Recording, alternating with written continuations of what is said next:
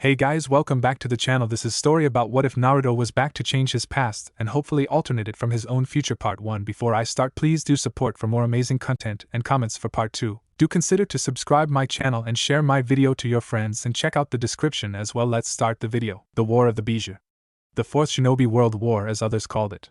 It is also known as the most dangerous war of all shinobi wars. It all started with three AIM orphans, having a dream for absolute peace.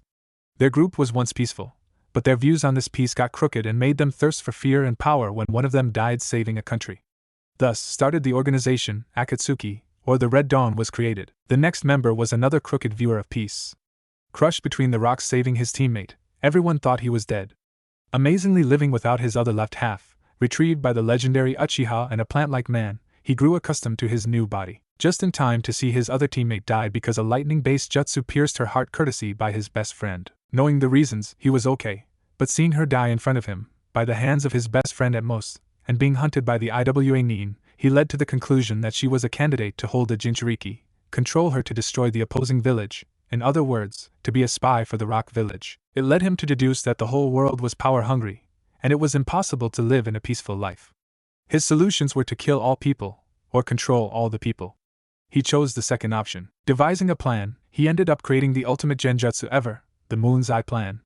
The plan was to direct his Sharingan to the moon, and cast an illusion to all people over the world who'd look towards. After that, he would make the fake reality where everybody was friends, where everybody had their dream jobs, and everybody was good at their ninja capabilities/talents. In other words, the fake reality, the perfect life. He knew anybody would like that. Hell, even he would like that, but together with the last remaining AIM orphans, knew that accomplishing this dream would need lots and lots of power and chakra, and theirs alone were nothing to control the technique. They need powerful shinobi. They need powerhouses. They needed chakra powerhouses. They need the power of a bijou, preferably all 9 bijou, and revive a form once again of the creature that was sealed by the almost mythical shinobi in the world in the moon, the Jubi, also known as the 10 Tails. Akatsuki's view for peace spread, and required powerful missing nins, bordering A-class to S-class ninjas of high caliber, along with Pain, a self-proclaimed god that was one of the AIM trio and once known as Nagato and best friend of Ihiko, Konan, another of the AIM trio and a paper-based jutsu user, and Uchiha Obito AK/Madara, once known as the ninja who was friendly towards everybody who awakened his Sharingan saving his teammates. Others also joined in. Kakuzu the Immortal with 5 hearts. Almost inhuman looking when fighting, he has hearts masked by the elements. The pieces of porcelain lets him have all the elemental affinities. These hearts had also allowed him to live for decades, for he has been alive at the time of the Shodaime Hokage, seeing he had once fought him. He can also repair himself with wire-looking tendrils, and can extend this ability to his comrades to repair any damage. Haiden the Immortal Jashinist. A fan of profanities, bloodshed and cutting/ripping, he has a crazed glee for fighting. His specialty was he can't be killed, and he can kill by using your own blood and performing a ritual for the so-called god Jashin. He cusses anybody who hated his god. Deidara the Mad Bomber. As his name suggests, his liking to explosions is world-known. His addiction was extended to the extent that he can make figurines of anything he wants that are made of clay created by the mouths on his hands. He calls this as Unwei Bakuhatsu no translating to art is an explosion, yeah? Sasori the puppeteer of the Red Sands. To Suna, he is the grandson of the elder Chio, he made himself a puppet. Realizing he can be killed by anybody stronger than him, he changed into something reparable, his specialty, puppets. Storing his heart in a small device. Only 2 had known that it was his weakness. He also makes his victims as his puppets, preferably the strong ones. Hashigaki Kisame the Tailless Bijou. A shark man look-alike and a summoner of the sharks, he has powerful chakra reserves equal to a bijou.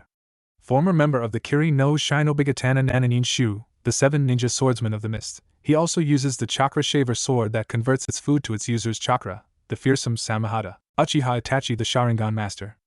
An Uchiha opposed to his clan like his best friend, he killed all the members of his clan in one night, except his brother. He is also famed for being merciful, polite and kind to his enemies and regrets killing in cold blood.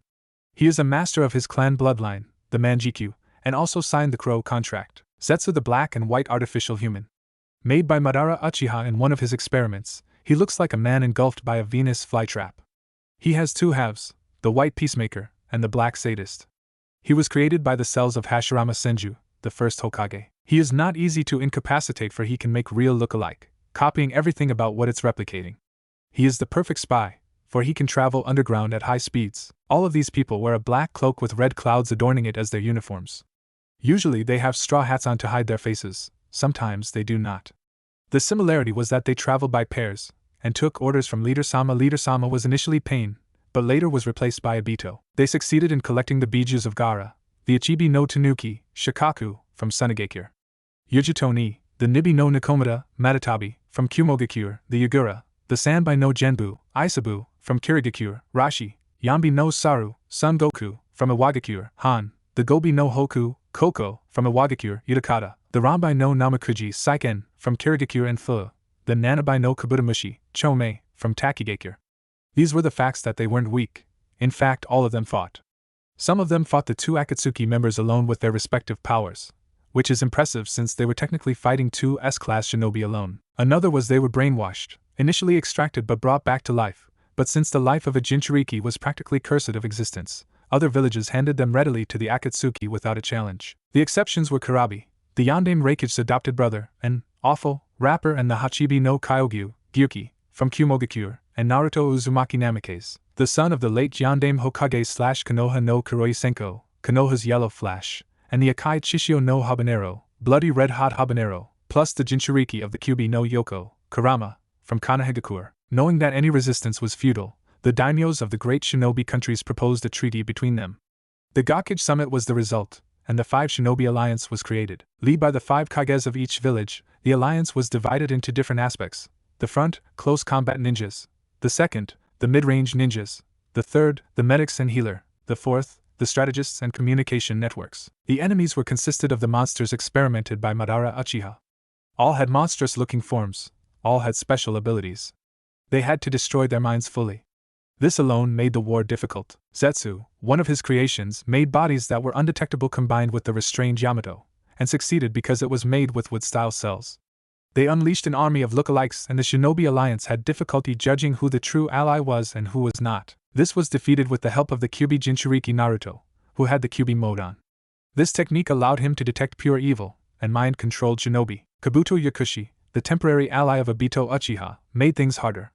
Now, with the cells and techniques of Orochimaru the Snake Sannin and his former master, he used the technique Impure World Resurrection and resurrected the dead Akatsuki members, Momochi Zabuza the Demon of the Bloody Mist, Haku the last of the clan with ice manipulation, Dan and Iwaki friends of Tsunade Senju, Asuma Sarutobi, and other missing neens with remarkable techniques. This was defeated by the resurrected Itachi Uchiha saved from the technique because of Shursui's eye in Naruto, with his brother Sasuke Uchiha. Fought a battle in a cave where Kabuto was found. The bespectacled power-hungry ninja was defeated with a Sharingan technique called Izanami. The mind-controlled shinobi outside the cave said their last farewell to their opponents, and crumbled into dust. After that, Madara unleashed the bodies of the former Jinchurikis along with their resealed bodies. All had chakra rods embedded into their bodies, controlled by the leader.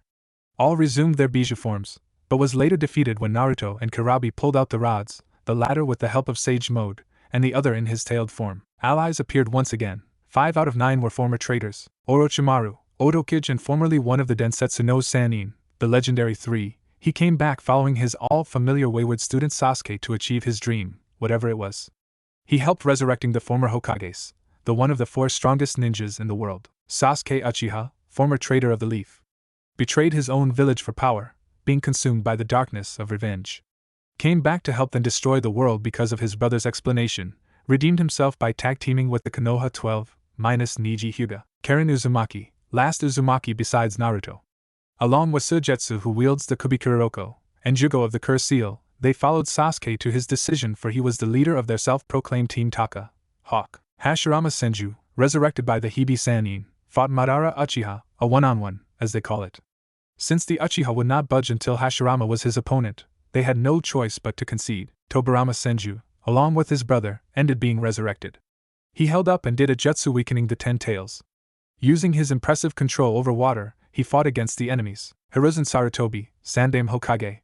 The same with his senseis, he used his abilities and a particular sealing that helped seal the Jubi along with his fellow Hokages. Minato Namikaze, former student of Jiraiya the Gamma Sannin, showed up also, doing so what his fellow Hokages were doing. In Kyubi mode, he offered his lasting chakra to his son in the end, as his parting gift. His son thanked him and reunited with the former Team 7 and remaining members of the Konoha 12.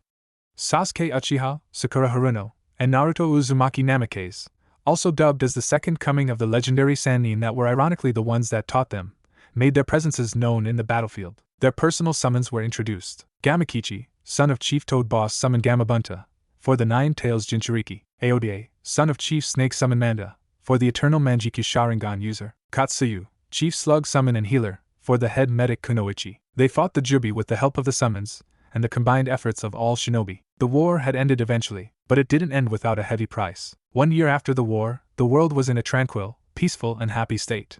Villagers were just waking up from their deep sleep, with smiles on their faces, knowing they were finally safe. Particularly, this describes the village of Kanahagakure no Sato. Hard to notice that this village was one of the villages who brought the greatest blow to the War of the Bijou, 1 year ago. In that 1 year, a lot had changed. The buildings were newer because the war had destroyed the whole village. The pride of Kanahagakure, the Hokage Mountain, thankfully stood its ground. Only few knew the real reason of the faces. Other than it displays how powerful and serious the leaders could be, the monument was also supposedly the inanimate guardians of the village. It is said that because of this guardians, the Hokages that already left for the afterlife would still protect their home. Those who knew smiled and thanked Kami for letting them help, literally, and those who didn't thought, the last of the original structure of our home. Shinobi were fewer by 5% of the original forces. The causes were, many ninjas passed away during and after the main assault, and others believed they did not need any more ninjas since the world is equal now, and there were no reason to fight. No more ninjas, no more war, they say. Another new thing is the Hokage, Rokudame to be exact. The council elected the longtime aspirer of the Hokage seat since ever, the best candidate, and the hero of the world, Uzumaki Namikaze Naruto. Yeah, he was happy. Lonely? He was. The war made a great toll on the teen's life. It made him realize that he has already fulfilled his sensei Jiraiya's dream, to stop the circle of hatred. It also slowly made a smile creep up his face, before his eyes rolled back and his teammate Sakura had to catch him from falling. Sensei, I've completed your dream. The world is now what you want it to be. And I, your blonde knucklehead of a student apprentice, did it. Are you proud of me, Sensei? I wish you are. He found himself in a coma after that, with different pitches of Naruto as his last recollection. Looking around, he observed that he was in a tent, lying down, beside other ninjas. His eyebrows shot up in silent question. Am I in the infirmary? Did I faint? If so, who caught me? Sakura-chan. Oh no, she must be worried sick from me fainting because I rarely do that. And she must be terribly exhausted right now with every shinobi to heal. And the others, where are they? Are they okay? I know they use too much chakra than they normally would. Kyuso, what could be happening? I have to get out now. By this time, Naruto's heartbeat was increasing and the heart detector beside him was beeping too loud, causing the nearest medic to rush to him. Shizen, a black-haired young woman, apprentice of one of the Densetsu no Sannin, the legendary sucker and drunkard, Tsunade. Shizen immediately bolted into the makeshift medical room, silently asking if the patient was having a seizure. She breathed a sigh of relief when she only saw his favorite whiskered blonde of a brother, Naruto, hyperventilating in a corner. She continued her way to the main tent. Wait. Backtrack. Naruto hyperventilating in a corner? She rushed beside him, trying to calm the distressed blonde. She only knew the reason he was acting like this. Naruto basically lived the saying, others first before thyself. Naruto! Calm down. Your heartbeat's getting faster. Slow down, Shizen said. But the others, I have to check on them. Let me out. Please. The blonde begged. Naruto, relax, take in deep breaths. Okay. Exhale. Shizen instructed.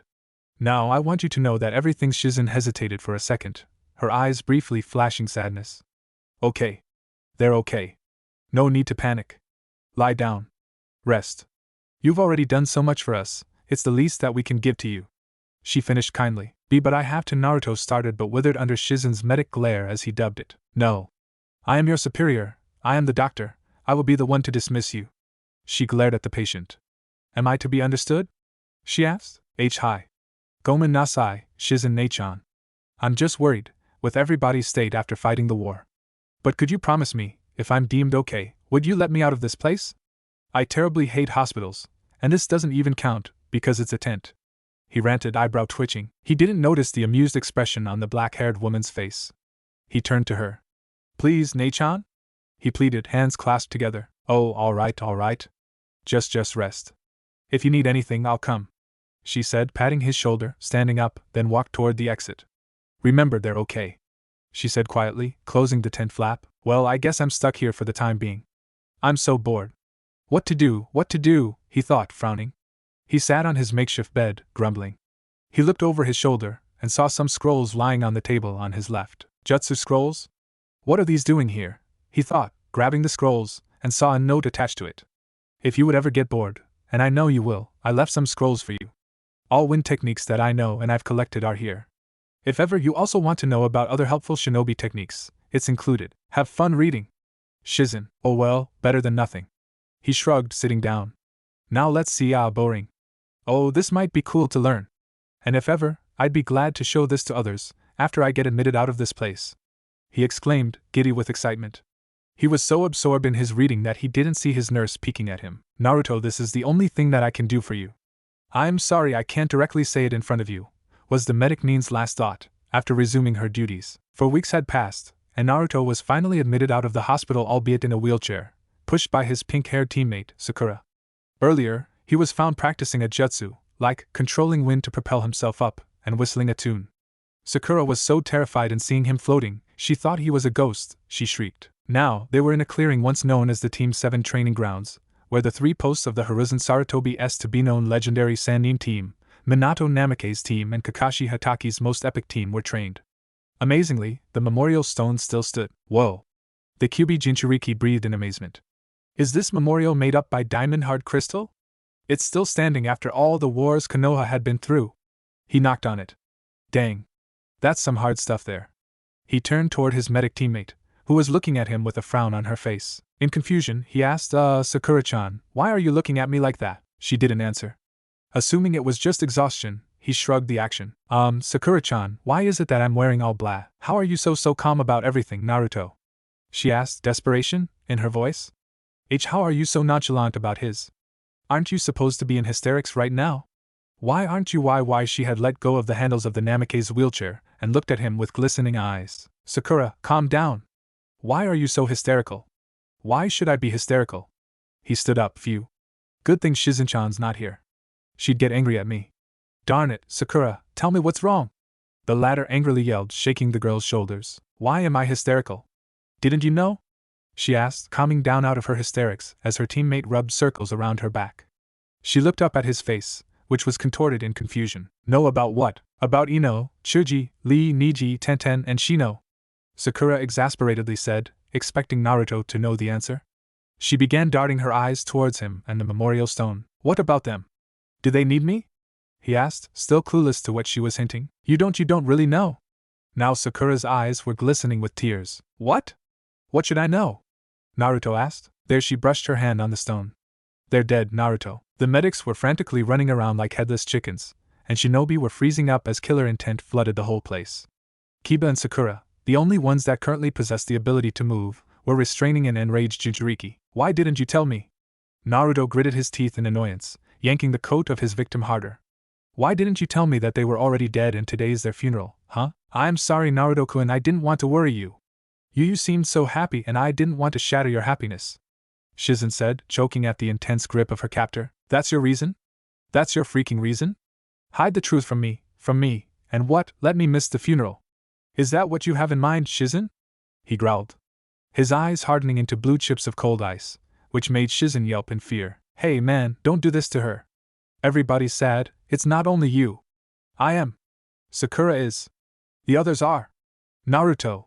Kiba shouted but somewhat strangled, obviously because of the killer intent flooding the place. Damn it, Naruto. Stop leaking killer intent, he yelled, tugging his best friend's black coat, while he was sticking his feet on the floor, trying to pull Naruto, and tried to be grounded. Obviously it wasn't working. Naruto, get a hold of yourself. This isn't like you. Sakura shouted. She was still aghast as Naruto practically shrugged off her famous iron grip like nothing. She knew he was this strong, but this? Naruto, please. Before Tsunade Shosho comes and sees you. She desperately called. I do not give a thing about Tsunade. The latter growled, but released Shizen's collar that he was holding on. Get angry with me, I don't freaking care. I do what I deem is right. And not telling that your friend's funeral was going to happen, until said funeral is coming? Complete and utter bull, for so you know. He walked out of the room, shutting his ki. Sakura went to aid the horror-stricken Shizen while Kiba went off to find the whiskered blonde. Shizen-san, are you alright? He didn't hurt you, didn't he? Asked a worried apprentice. The black-haired woman took deep breaths first before nodding. Hi, Sakura. Arigato. I understand why you did it, Shosho. What I disapprove is that you waited till the funeral. Sakura started, causing Shizen to look at her. Naruto cares for his friends, and you not telling him earlier, combining that I was chosen to escort him and let him wear black clothes, without knowing the real reason, is kind of harsh. But don't worry, he'd forgive you," she said reassuringly at the end. "I really made him white-hot angry, didn't I?" Shizen mumbled quietly. Sakura nodded, agreeing. "Yeah, all the killer intent and the actions, and his eyes, yeah, he's angry. But he'll cool down." "I doubt it," Shizen muttered under her breath. "He didn't call me Shizen Nei-chan, Sakura." Shinobi were standing quietly in the rain, their eyes were drooping down. The air had the feel of sadness and mourning. They were listening at the words of their current Hokage. "The fourth war has passed, everyone," Tsunade started. "And we are free from any battles that will endanger the village once more. But we lost many shinobi in the process. They may be your brother, sister, father, family figure, or friend. Today, we mourn from them passing away." She ended. All ninjas present lined up, all holding white roses, and laid it on the respective cases. All were quiet, but Madogai looked at the red-eyed shy Hyuga heiress. "Where is Naruto, Hinata-san?" he asked quietly, contrast to his character. Hinata only sniffed a response. He probably can't face anyone now, since the incident in the hospital," she said, not stopping from sobbing since two of his brother-like figures also died, Shino Abirame and Niji Hyuga. There, Hinata-san. You're not alone in this." Truth to be told, he was only fighting his tears as he was a seasoned shinobi, but he had lost all of his subordinates. His rival Kakashi was the luckiest of them all. He still had 4 of his subordinates, one fully recovered, one exhausted from healing, another in a coma but still alive, and the other still gone rogue or something, because they really didn't know where his loyalties lie. Probably theirs, but nobody knew but Naruto himself. Kakashi was severely injured. He had clutches and was almost wrapped in full-body bandage suit, except for his trusty 3/4 face mask. "Damn *you Kakashi and your coolness," Guy whispered quietly, chuckling midst the situation, finally letting his bitter tears fall. Ino Yamanaka, student of the also late Asuma Sarutobi, subordinate of Team 10. A great kunoichi, a master of the Yamanaka mind techniques like his late father Inoichi Yamanaka, and a great medic with poisons, she passed away using her last bit of chakra relaying the well-thought plan of her teammate, Chuji Akimichi. Also a student of Asuma Sarutobi, son of late Chuza Akimichi and a master of the Akimichi clan techniques, his body had shut down after the overuse of the special food pills and chakra pills his clan ate for desperate situations. Rock Lee, apprentice of Mado Gai, a non-jutsu user. He was known as a great taijutsu master, rumored to pass his sensei's caliber at his style of fighting, the drunken fist. Died saving a few shinobi from the last attack of the Jubi, opening all the chakra gates, thus endangering his body. He was later found in the medical ward, not breathing. Niji Hyuga, a member of the Hyuga branch. A jounin at 16, he was considered a prodigy of his family. Subordinate of Mado Gai, he had died doing his main duty, protecting the Hyuga heiress. He had died before a medic Nin had the chance to heal him. Tenten Higurashi, member of Team Gai, the most proficient ninja in all shinobi countries in using tools, had died because of the Jubi's last attack, one of the unfortunate people to be stuck under a jutsu that planted them onto the ground. Shino Abirame, son of the late Shibi Abirame, master of the Kikeichu bug techniques, member of the Genjutsu mistress, Kurinai Yuhi, died protecting Kiba with the last of his chakra. They were dead, and the skies even mourned for them. That night, something changed in Naruto Uzumaki Namikaze. He realized he was still, in other terms, weak. Without his trusty companion Kurama the 9 tails being sealed inside him, and his sage mode, variations of Rasengan and Kage Bunshin only there in his arsenal, he was darn weak. Well, maybe average, but still. I guess I survived all Akatsuki's attempts on my capture because of Kurama. Because of Kurama's large capacity of chakra, I wouldn't even have a chance to do those things. Thanks by the way, Kyubi. No problem, Naruto. Say, Kit, I have to say something. For an unusual bundle of happiness, you can be a pretty dang pessimist. The Kyubi replied in his mind, amazement in his voice. TCH. I am to please. The Jinchuriki retorted, inwardly smirking. Still. You've got to sell yourself some credit there, kid. You're a Namikaze and an Uzumaki in one body. Combined, you're still going to have large chakra reserves. And maybe, if I weren't sealed into you, your parents would still be alive to teach you, you'd get many jutsu than that Rasengan of yours, and maybe it would still be taught to you, just add that Hiraishin and chakra chains they have. Ever thought of it like that? The Kyubi no Kitsun asked. Weird. He was oddly optimistic today. Did Naruto and he change personalities or something? He just switched his tails in his amusement of his thought. You make it sound like I hate you. And if you're thinking, no I don't. Heck, if it weren't for you, I'd never be determined, I'd never get this far, I'd never be me, I guess. Bah, I'd like that. Not annoying, no atrocious jumpsuit, no obnoxious blonde, just calm, cool, serious and level-headed kid. Not a stupid, dumb idiot, he grumbled. Bah, well, I can be level-headed when I want to. The suit, well, I could change if you want to, you know. And I'm not an idiot. I just learn things the different way. PSH, darn pessimistic Kitsune. Oh yeah, I got my evil side again. Phew. The QB no Yoko thought. Oh wait, got to go, Kakashi-sensei's here. Whatever, I knew you'd be here, Naruto. Kakashi Hatake, son of the White Fang, special jounin of Konohagakure, sensei of the four guardians of the world, and the Kopi Sharingan no Kakashi, Kakashi of the copy wheel eye, gazed at his student that was standing beside him under the rain, in front of the memorial stone. He looked at him with a forlorn expression on his face, which made him frown. Hey, Kakashi-sensei. Nice to see you up and walking. Naruto smiled sadly, turning to face his sensei. Nice to see you too. How are you holding up? The jounin asked, looking at the newly added names on the stone. He was using his clutches since he was still injured. Fine, I guess.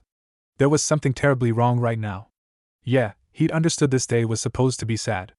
But Kakashi knew Naruto since he was little, since he was one of his ANBU guards, his jounin sensei and subordinate. It wasn't because he was serious. It was because he was bottling up his emotions inside. He wasn't crying like when the Sandame's grandfather figure or Jiraiya, his sensei and godfather, died. Tell me the truth, Naruto. What? Do you feel? Kakashi asked forcefully, looking intensely at his blonde-haired student. I am your sensei. I've known you since you were little, albeit not really meeting each other formally until you were genin. He slowed down. I know what you're feeling right now, and tell me what's wrong. I'm not good with this stuff, comforting others and all, but you can tell me. Naruto bashfully looked at the side. Should I tell him? Kakashi-sensei, I missed them, he said, trembling. They were my friends. They died because I wasn't strong enough. I didn't take everything that seriously until I knew I was being hunted by Akatsuki, and even then, I told myself, I'm stronger now, nobody will get killed. And Kakashi just watched as the blonde blamed himself for everything that had passed. He won't intervene until his student was done. He needed to vent. Look what happened. People got killed because of who was in me. People got killed because others hunted me for power. He angrily punched the ground, making a crater, making Kakashi's eye widen. Naruto proceeded, looking at him. Kakashi-sensei, you were there. If Pain didn't have the Geto Rinai Tensei, Outer Path, Samsara of Heavenly Life technique, everybody caught in the attack would have died. You wouldn't be here, Tsunade Bachan wouldn't be here, Iruka-sensei and my friends wouldn't be here either. And now they're dead. The Jinchuriki ranted, sobbing. I don't want to lose anyone because I was weak. I wanted you all to be there with me, by my side. I became stronger to protect all of my precious people, but now they're dead. I miss them, Kakashi-sensei, I miss them. He glanced up to his sensei. He then spoke the 3 sentences that shook him to the core, remembering it was the same set of sentences he said to his sensei that night when Rin had gotten killed by his own hand. I failed, Kakashi-sensei. I failed to keep my promise to save them all. I failed myself. I failed, Minato-sensei. I failed to keep my promise to save them both. I failed myself. That night, he had realized he was more like Naruto than he ever knew. After that fateful day, Kakashi was often seen with his blonde student, doing usual things like friends would do. This had caused ninjas to have reactions from complete utter astonishment to disbelief. Kakashi, opening up to another person than anybody in his whole life had known, it was practically unheard of. Tsunade was surprised when the masked jounin had come to her office, stating that his student Naruto can be on par on him already, swiftly demanding that he should have been promoted already. She questioned the usual lazy jounin with why the apparent change. You never wanted somebody promoted, much less cared. And how come you're saying he should have been? The Hokage shuffled the papers Kakashi Hatake had given her. Umbu? Are you saying he's ready for it? Smirking underneath his mask, Kakashi replied, Why, of course. Why do you think I'd suggest it if I'm not sure with it?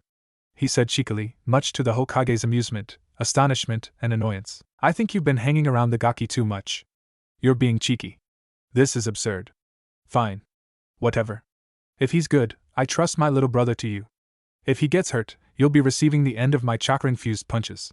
Understand? Tsunade said in an intimidating tone. And you even want him to be put in ANBU. Kakashi, hi, Hokage-sama. The jounin said in a respectful tone, but inside he was silently agreeing with Naruto with something that he had said about his mother figure. Well, sometimes she's intimidating as hell, but I really can't help but imagine that one day, if she'd really act and look like her age, she'd be whacking me with her cane. Sadly, that'll be in a long time. Just going to put up with those chakra-infused punches, those hurt. Beware, and now I have 2 of them, Sakura-chan and Tsunade Obasan. Hokage-sama, do you have no trust of my teaching abilities? Kakashi asked. He's probably going to show himself now. The Hokage just snorted. Yeah, Tsunade Obasama, don't you have any faith in any of our abilities? Supported a concealed Naruto, just behind her, crouching down on her table, just eye level with the shocked Hokage.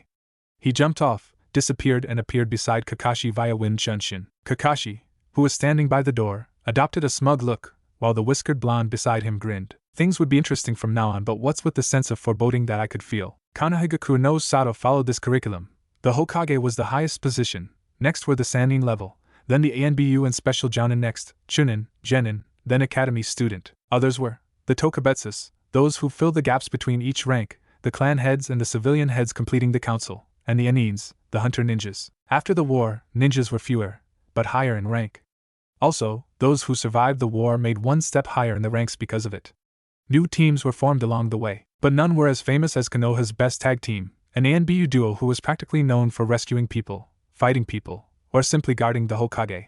They wore the standard uniform of the ANBU, but the other had metal plates on his arms and the other had chakra bands. The first also uses the dog Inu mask, the other the fox Kitsune mask.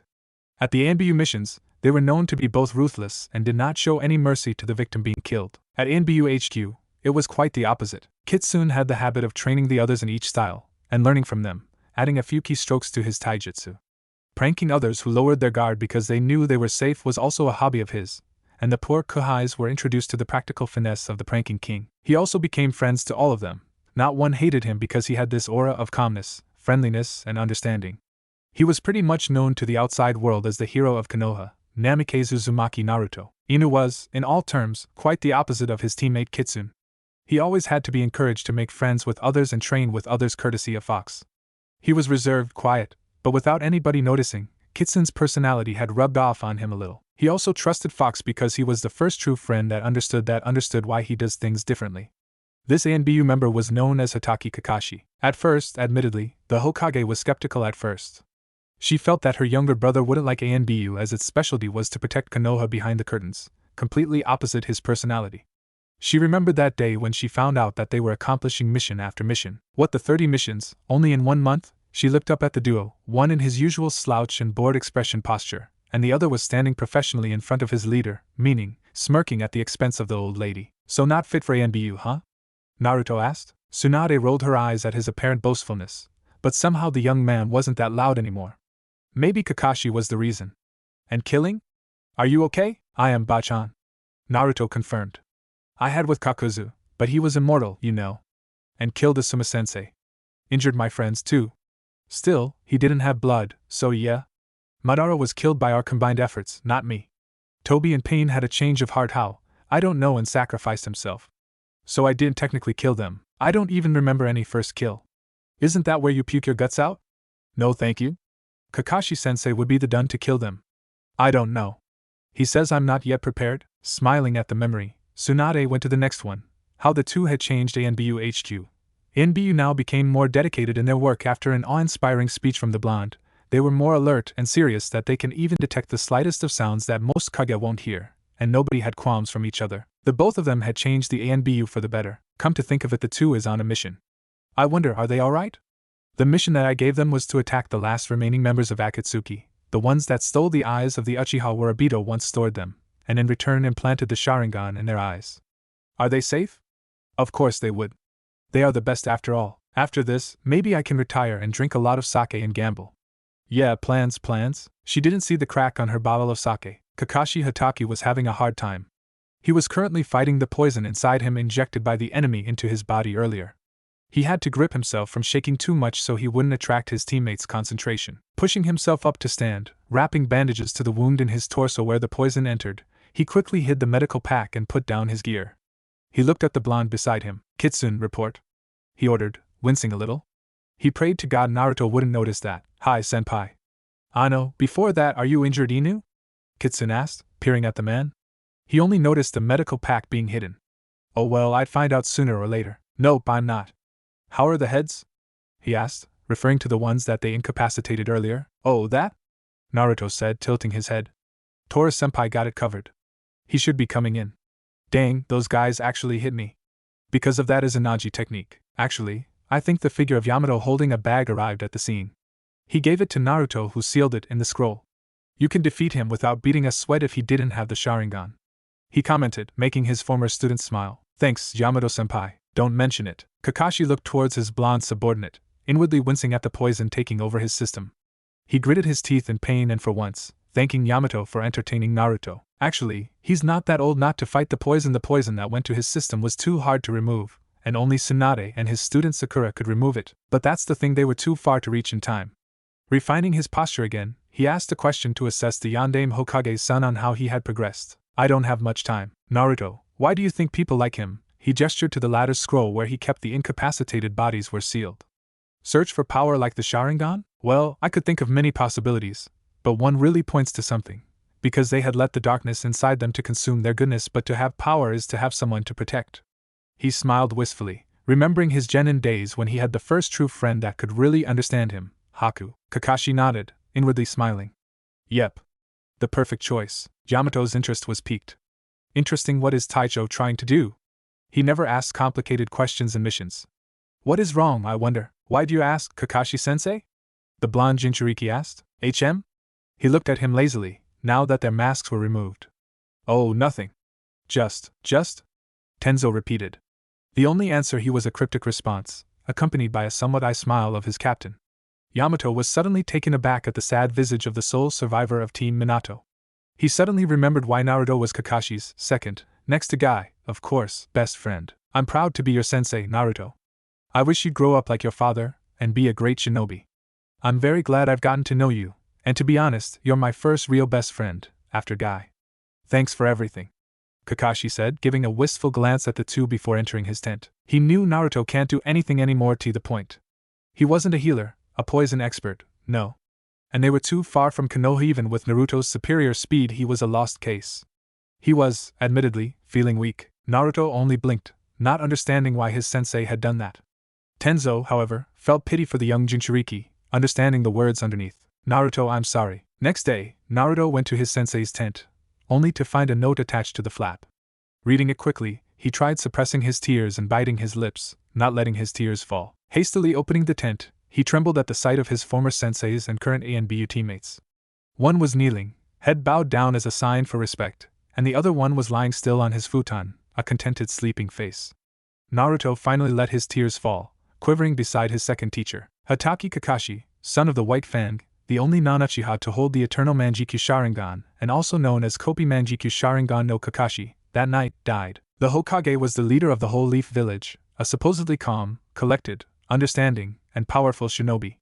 But this Hokage was a temperamental one, a kunoichi with massive strength, and was currently worrying about ANBU's three highest officials. Earlier, when she was looking at the files of the three, a group picture of the old and modern Team 7 consisting of the four guardians of the world Naruto Uzumaki Namikaze, Sakura Haruno, Sai and Sasuke Uchiha, the copy ninja Kakashi Hatake, and the woodmaster Tenzu Yamato. The first three members' picture was hanging on the wall, beside the newer one. A crack had appeared on Kakashi Hatake's face, separating him from the rest. She hadn't stopped worrying, and when she heard Naruto just past ANBU HQ, holding the last Akatsuki bounties, she ordered Nico and Hibi to fetch Tora.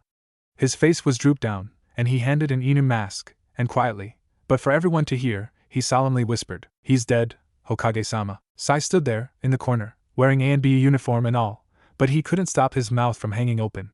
His fellow comrades' jaws dropped on the floor when they all heard the news. Tsunade only blinked once and gaped. Hokage-sama, is it true? Kakashi-senpai is gone. Sai couldn't help but ask. His sensei was dead? Tsunade looked at the mask that Yamato that he had given, and silently picked on it. She was surprised as a note secretly inserted at the eye holes, and if he was still alive, she would be impressed. Hi, it is true. The slug Sannin looked at the seal of the note, recognizing the Hokage insignia, meaning for Hokage's eyes only. She quickly made the hand sign for everybody to leave the room, and put the seals made by another blonde on the door.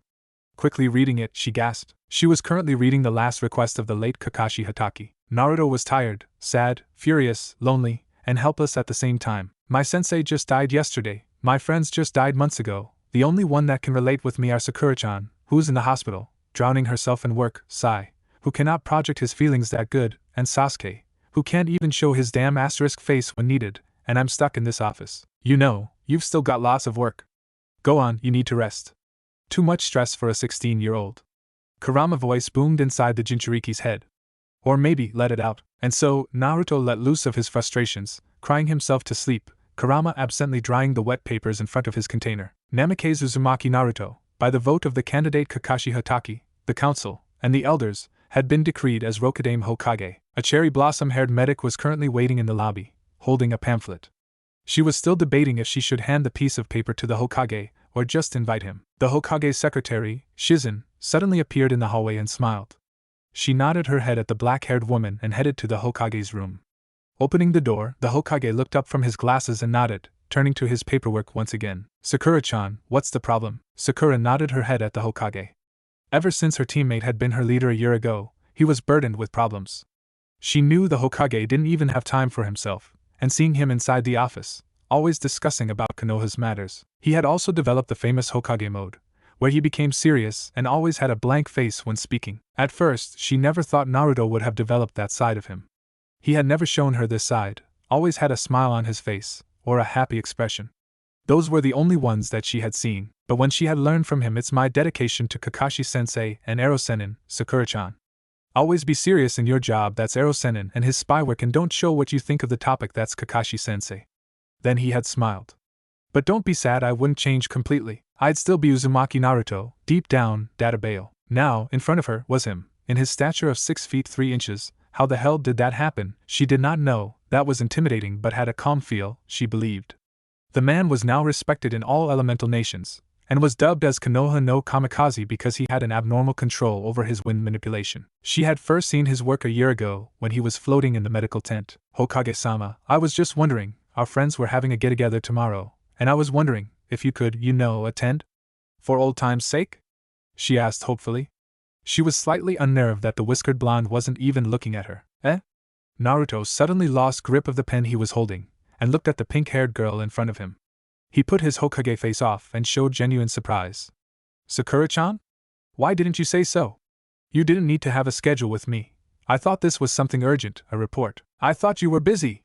Being the Hokage and all, Sakura apologized, but inside she was finding it funny that the Hokage lost composure. Even if he was Naruto. So where will we meet again? The blonde asked. In return, the medic Nin handed the pamphlet.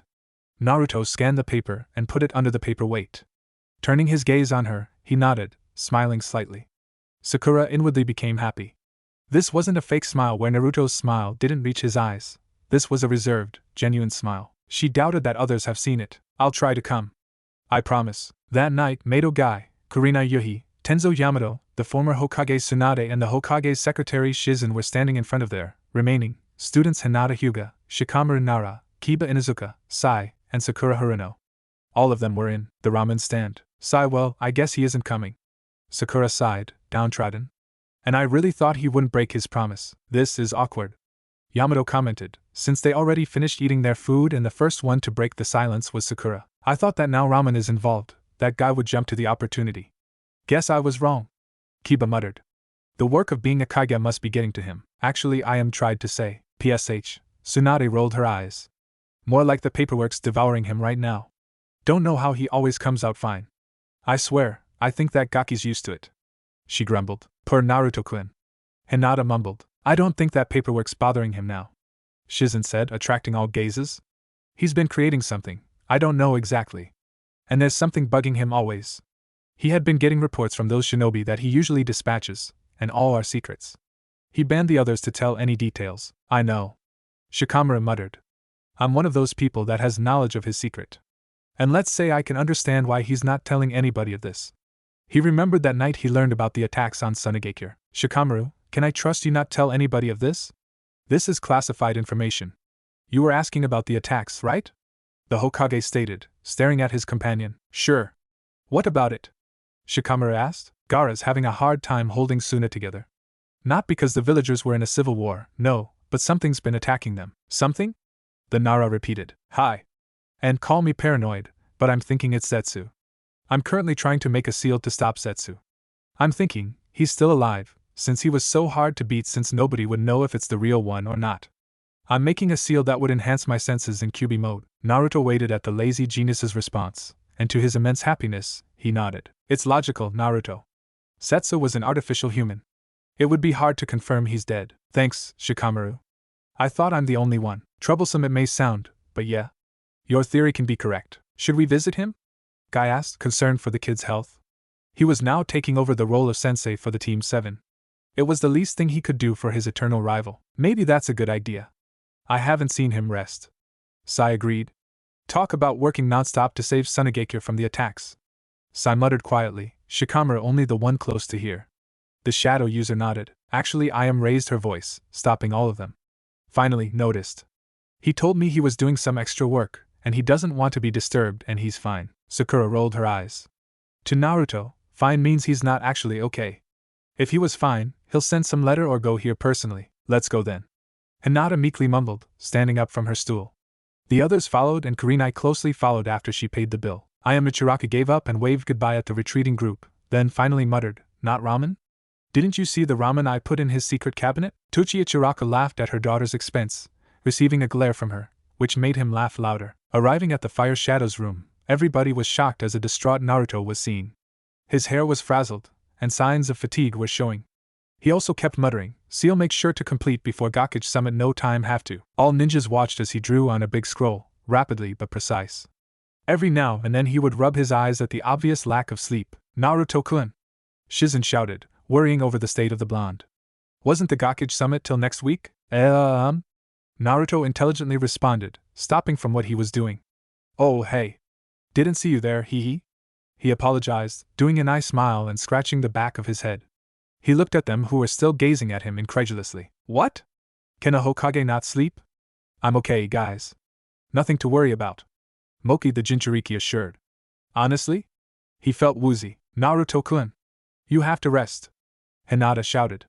Seeing him fall, she used the speed she didn't know she possessed until now to catch the blonde. Guy proceeded to get the Hokage from the girl's arms and put him on the couch, which was earlier prepared by Kurenai as she had surmised that her leader would fall any time. Never thought I'd see the day that Hokage-sama falls into exhaustion. Sai said. Kiba agreed. While the others were looking at the condition of their leader, Shikamaru had volunteered to clean his best friend's table. Checking each file, even checking the pamphlet under the paperweight, he stacked the papers uninterestedly until something written by the Hokage himself caught his eye. Quickly scanning the room and finding nobody looking at him, he reached out on the seal that had caught his attention. He might not know much about Fuinjutsu, but one drawing held the branch. Time? Why Kami-sama, Naruto, what the heck are you thinking? You're not possibly planning to, Shikamaru-san. A voice whispered behind the lazy shadow nin, jolting him out of his thoughts. Squinting his eyes, he found out that it was Nico, one of the trusty ANBU guards of the Hokage, that talked to him. Signaling her to come with him, they went out of the room. Time? He wants to time travel? Does he not know how absurd the idea of time traveling is? What is he trying to do? Turn back time? He knows that wouldn't happen. It's impossible. Shikamaru exclaimed. The cat-masked Kunoichi just shrugged her shoulders helplessly. I don't even know myself. He got the idea when the others had to haul him out of his office for working too hard, and Lizard just she rolled her eyes, waving her hand joked about, Hey, dude, man, you can't go back time. You keep moving forward, she quoted. Look at what happened. He got an inspiration. Shikamaru rolled his eyes in agreement. But you know, Yugogo Yuzuki continued. I don't doubt Hokage-sama if he'll ever try to use the seal when it's complete. He has a way of making things impossible. She gained a wistful look in her eyes. And probably change the past. I wonder what would have happened if he ever accomplishes the time-traveling seal. The purple-haired woman thought aloud. Probably start from the beginning where everything started to go down. Shikamaru's eyes lighted in understanding. The day when we graduated. We were too young back then to take our job seriously. We didn't know how dangerous that time was, and Shikamaru said, and when the personalities of our generation had developed, which didn't end well. He trailed off. Sasuke and Itachi, huh? Hi, hat? Check. Robes? Here. Invitation? A tick mark appeared on Naruto's face. Oh, come on, Ba-chan. I'm already prepared. Hinata-chan had helped me earlier with Sakura-chan. Rokudame Hokage Naruto patted his belt. Everything's sealed in this scroll. Not to worry, the slug Sannin nodded. Good. Be safe on your journey. I'd be watching the village while you're gone. Tsunade assured, crossing her arms. Sure. Hopefully, nothing would happen. Naruto spoke. Faye. Don't jinx it. Sure. He drawled in response. He turned to his guard, Yamato. Come on, Yamato Taishu. Got to get going. He shifted in his place. Sheesh. Once I thought these robes were cool and all, but when I got to wear it, my reaction is, heck no. Feels so weird, bleh. No more robes until meeting. He mumbled. Yamato chuckled. Well, technically it's supposed to be worn by all Kages, but Naruto still kept on rambling, Very uncharacteristic of the usual cool, calm Hokage. Well, characteristically for Naruto, anyways. And the old man wore this cloth every day? God, this thing itches. Goodbye, Hokage-sama, yelled the villager. Schooling his features, he put his Hokage mode on and waved to his people. Goodbye, he muttered. Jamada ni. Kiba, from the crowd, shouted. Naruto nodded slightly, waving his hand continuously. Turning back from the crowd, he mumbled, I wish nothing happens when I'm gone. Nothing will happen, Naruto. Seriously, why are you so jumpy? I don't know about that. Kyubi? You too? I don't know. I just can't shake the feeling that something's off. I know. Yo, Naruto. The 17-year-old looked at the source of the voice. Izumo and Kotetsu, the eternal guards of the gate. Both bowed before looking at him again. Kotetsu? Izumo? He asked, tilting his head. How do we say this, Izumo? Fine, I'll do it. Take care, Naruto. We just wanted to say one last goodbye to you, Izumo said. He wrung his hands in a nervous manner, like Naruto was going away to a suicide mission or something. The tone in the man's voice worried him greatly. Yeah. If ever something goes wrong, remember us. Kotetsu agreed. The now Jounin scratched his nose tape, and then hugged him like there was no tomorrow, making Naruto splutter. Guys, why are you? The Jinchuriki tried to ask. The two glanced at each, really didn't know why they were behaving that way, but for some reason they just wanted to say goodbye to the kid who they have always watched passing the gates numerous times in the earlier years, saving the village, then the whole world. The brat that a lot of people were annoyed with, who despised the one sealed in him and his pranks, but now they're Hokage. Don't know, Kotetsu admitted. He shifted nervously. We just? Naruto repeated. Kotetsu looked at the expectant guard Yamato walking already. Nothing, Hokage-sama, we're running late, Yamato reminded. The blonde made one more suspicious glance at the two. Hi. Bye. He walked beside Yamato cautiously, still trying to decipher why the two reacted like that. So far, he didn't have anything. Nobody saw it, but after everybody left, Yamato turned around, eyed the two briefly, then turned back, and Izumo and Kotetsu were stabbed from the back and both fell, dead. Enko was patrolling the border with her best friend Kurenai when the disasters came. She had cursed her luck, just in time when their official leader wasn't here, and bombings come from the inside of the village were heard. She had run to the source with the Genjutsu mistress beside her and checked where it was. It was near the Hokage Tower, where the Kyubi Jinchuriki had discussed matters with the Senju princess. Both women's eyes widened. Nai-chan! Wasn't this the place where the blonde Gaki talked to that old hag? Enko! Kurenai reprimanded. But yes, this was the place. Enko's eyebrows scrunched in confusion. I checked this place before they got here. It was clean. Not one seal, bomb, anything. Then who put the explosions? She asked herself. Unless, Nai-chan, who were the people with the Gaki that time? She asked, fearing for her brother-like friend. Tsunade-sama, and a Yamato, I guess. What about them? Kurenai asked, still not getting it. The snake mistress's eyes widened, remembering the name. Yamato, wait, wasn't he the one that I was with in a mission that died? Enko supplied. He was, oh god, no? Kurenai's voice showed realization. I made a written report on that day. How come he didn't know? The purple-haired woman asked. After the war, they were sent to investigate the Suna attacks that were being reported by the Kazekage to her leader. They were supposed to know what made it, and who was or were responsible. They were attacked by these white blobs of something, and Yamato got pierced in the heart. Later on, she had filed the report that he died, and was immediately put into TNI, letting no chance for her to know anything. Kurenai snapped her fingers. The fake could have interfered.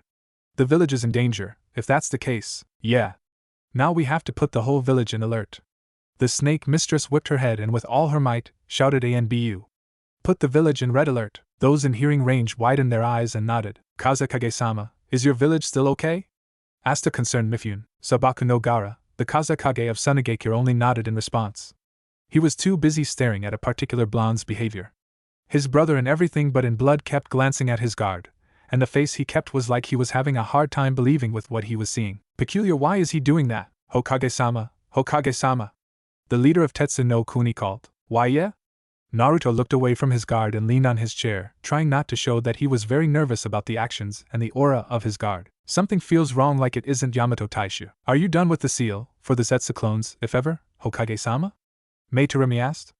Like all other Kages, they were confused with the blonde's behavior. Why the heck did he keep glancing at his guard like that? Why yeah, sure. Yuha. Done with it, he trailed off, and then shot up from his chair, slowly backing away from Yamato. Yamato, in all honesty, was surprised, and began to follow the blonde. Hokage-sama? Who the hell are you? Naruto asked in a low voice. Huh? was the Rakich's reaction. Why was he asking what his guard's name was? Don't follow me. Who the heck are you? Naruto unsealed his sword from his armbands and positioned the weapon in front of his subordinate. I couldn't believe it. And under my nose the whole time. What do you mean, kid? Hokage-sama. Pull yourself together, we will not tolerate this kind of behavior. Inoki, the Tsuhikage, ordered.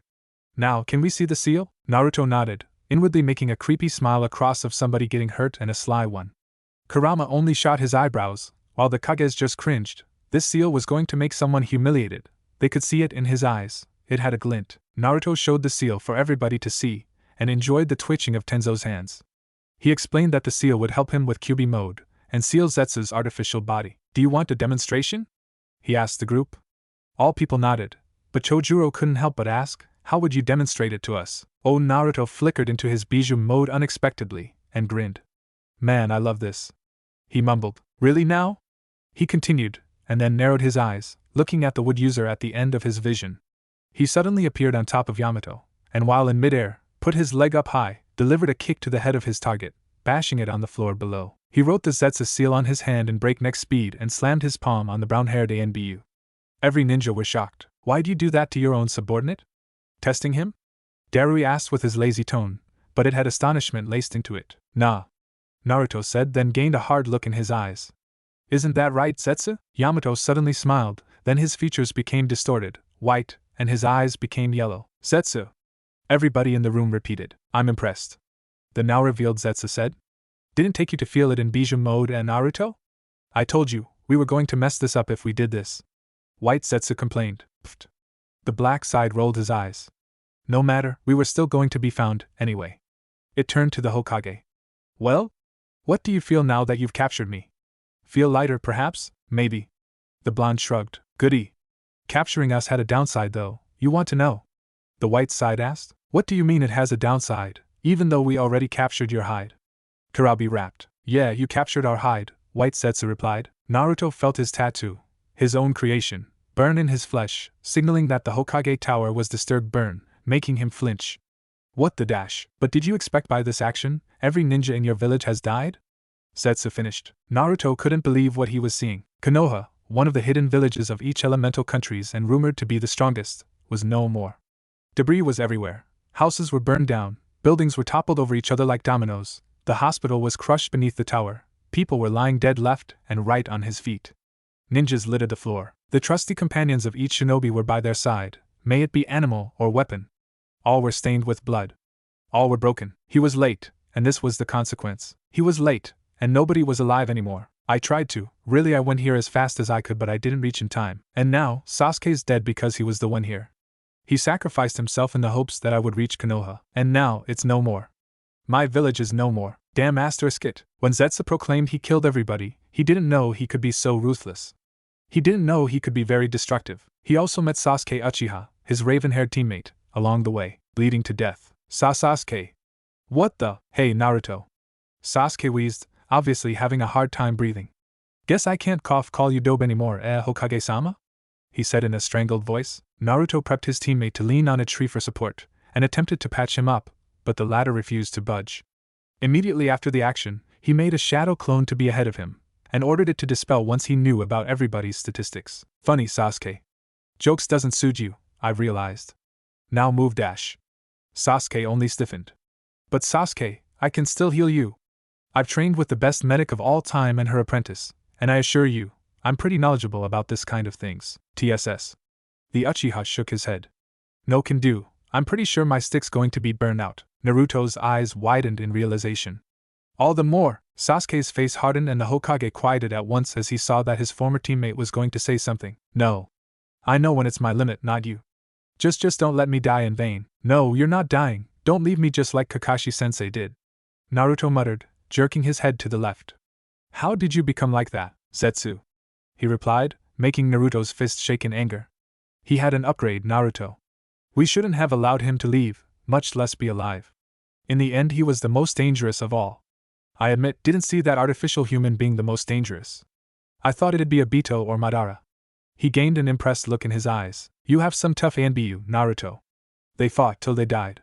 They must be Sannin level or Jounin level or something, since they lasted a long time. I have to. Naruto stopped, receiving his clone's memories. OSH*T, he spoke, yes. OSH*T, Sasuke repeated in a somewhat amused/strangled voice.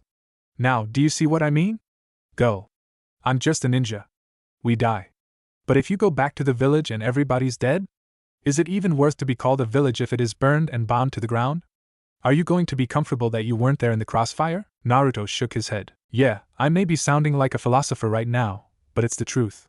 You have to hear this if you want to be a good Hokage. But I want to relay you are one. He said, coughed a few times and glared at the blonde in front of him. What? I vaguely remember that once you wanted to incinerate Konoha to the ground, Sasuke. Now is not the time. The Uchiha growled, attempting to sock him in the face senseless. Attempting. Gomen. He mumbled. Go. He should have listened to Sasuke faster. He should have used Hiraishin or something. He could have done anything. Hey Kit, don't tell me you're going to wallow in sadness because of this, won't you? Hey QB. Nah, I'm not going to wallow in sadness and despair. Good dash. I could just kill myself. No! Kurama shouted in his container's mind, momentarily forgetting that he was loud when shouting. Is that it? You're just going to kill yourself? Is that how you end? Because you committed seppuku? I refuse. Then what do you suggest for me to do? Everybody's dead. Even Zetsu's freaking dead. I don't even know if the other Kages are still alive, Kurama. My team's dead too. Now it's not only Kakashi, but now it's Yamato, Sakura, Sai, and Sasuke. What's to live for? The QB no Kitsune laughed loudly in his mindscape. I don't really know anymore to what I'm going to think of you. Sometimes you're the calm and collected Hokage, sometimes you're the blundering idiot, sometimes you're the unbelievable genius of certain aspects, sometimes you're the merciful killer, sometimes you're the kind-hearted friend, and overall, you're Naruto. But are you really an idiot? Naruto frowned, while having a blank face. He put two and together, but his only answer made him splutter in astonishment. Kurama, I know, everybody has died, we're the only ones left, but is using this seal self-made seal, may I remind you to the extreme? I don't really know if it would work. Besides, I only got the crazy idea from Bear when he commented on, you can't change anything. Keep moving forward, dude, what I should suppose to do. I only made it for the heck of it. So you didn't make it to use it, just for the heck of it? His kit was ridiculous. Yeah. But do you really want me to use it? What if it fails? You die, or rather, I die, you fade, and whatnot. Don't you care for the implications? I don't care. I just hate seeing you un-Naruto-ish. Un-Naruto-ish? You know what I mean. Now do it, Nigen. Naruto nodded and brought out a scroll from his belt and opened it. Scanning the scroll, he selected the untested file and opened it. Recognizing the seal, he drew a deep breath and closed his eyes. Biting his thumb, he delivered a message to his tenant. Hey, Kurama? He said aloud. Kit? QB perked up. Thanks for believing in me. I never could have gone this far without any of your help, but having faith in me that this technique would be a success, it's not enough to express my gratitude. I hope it would work. No problem. You do have the habit to the impossible, even without my help. Let's see if that luck would last. The Ninetales grunted. The Hokage swiped the blood on his thumb to the seal, and he watched the seal as it glowed and brightened up, then floated.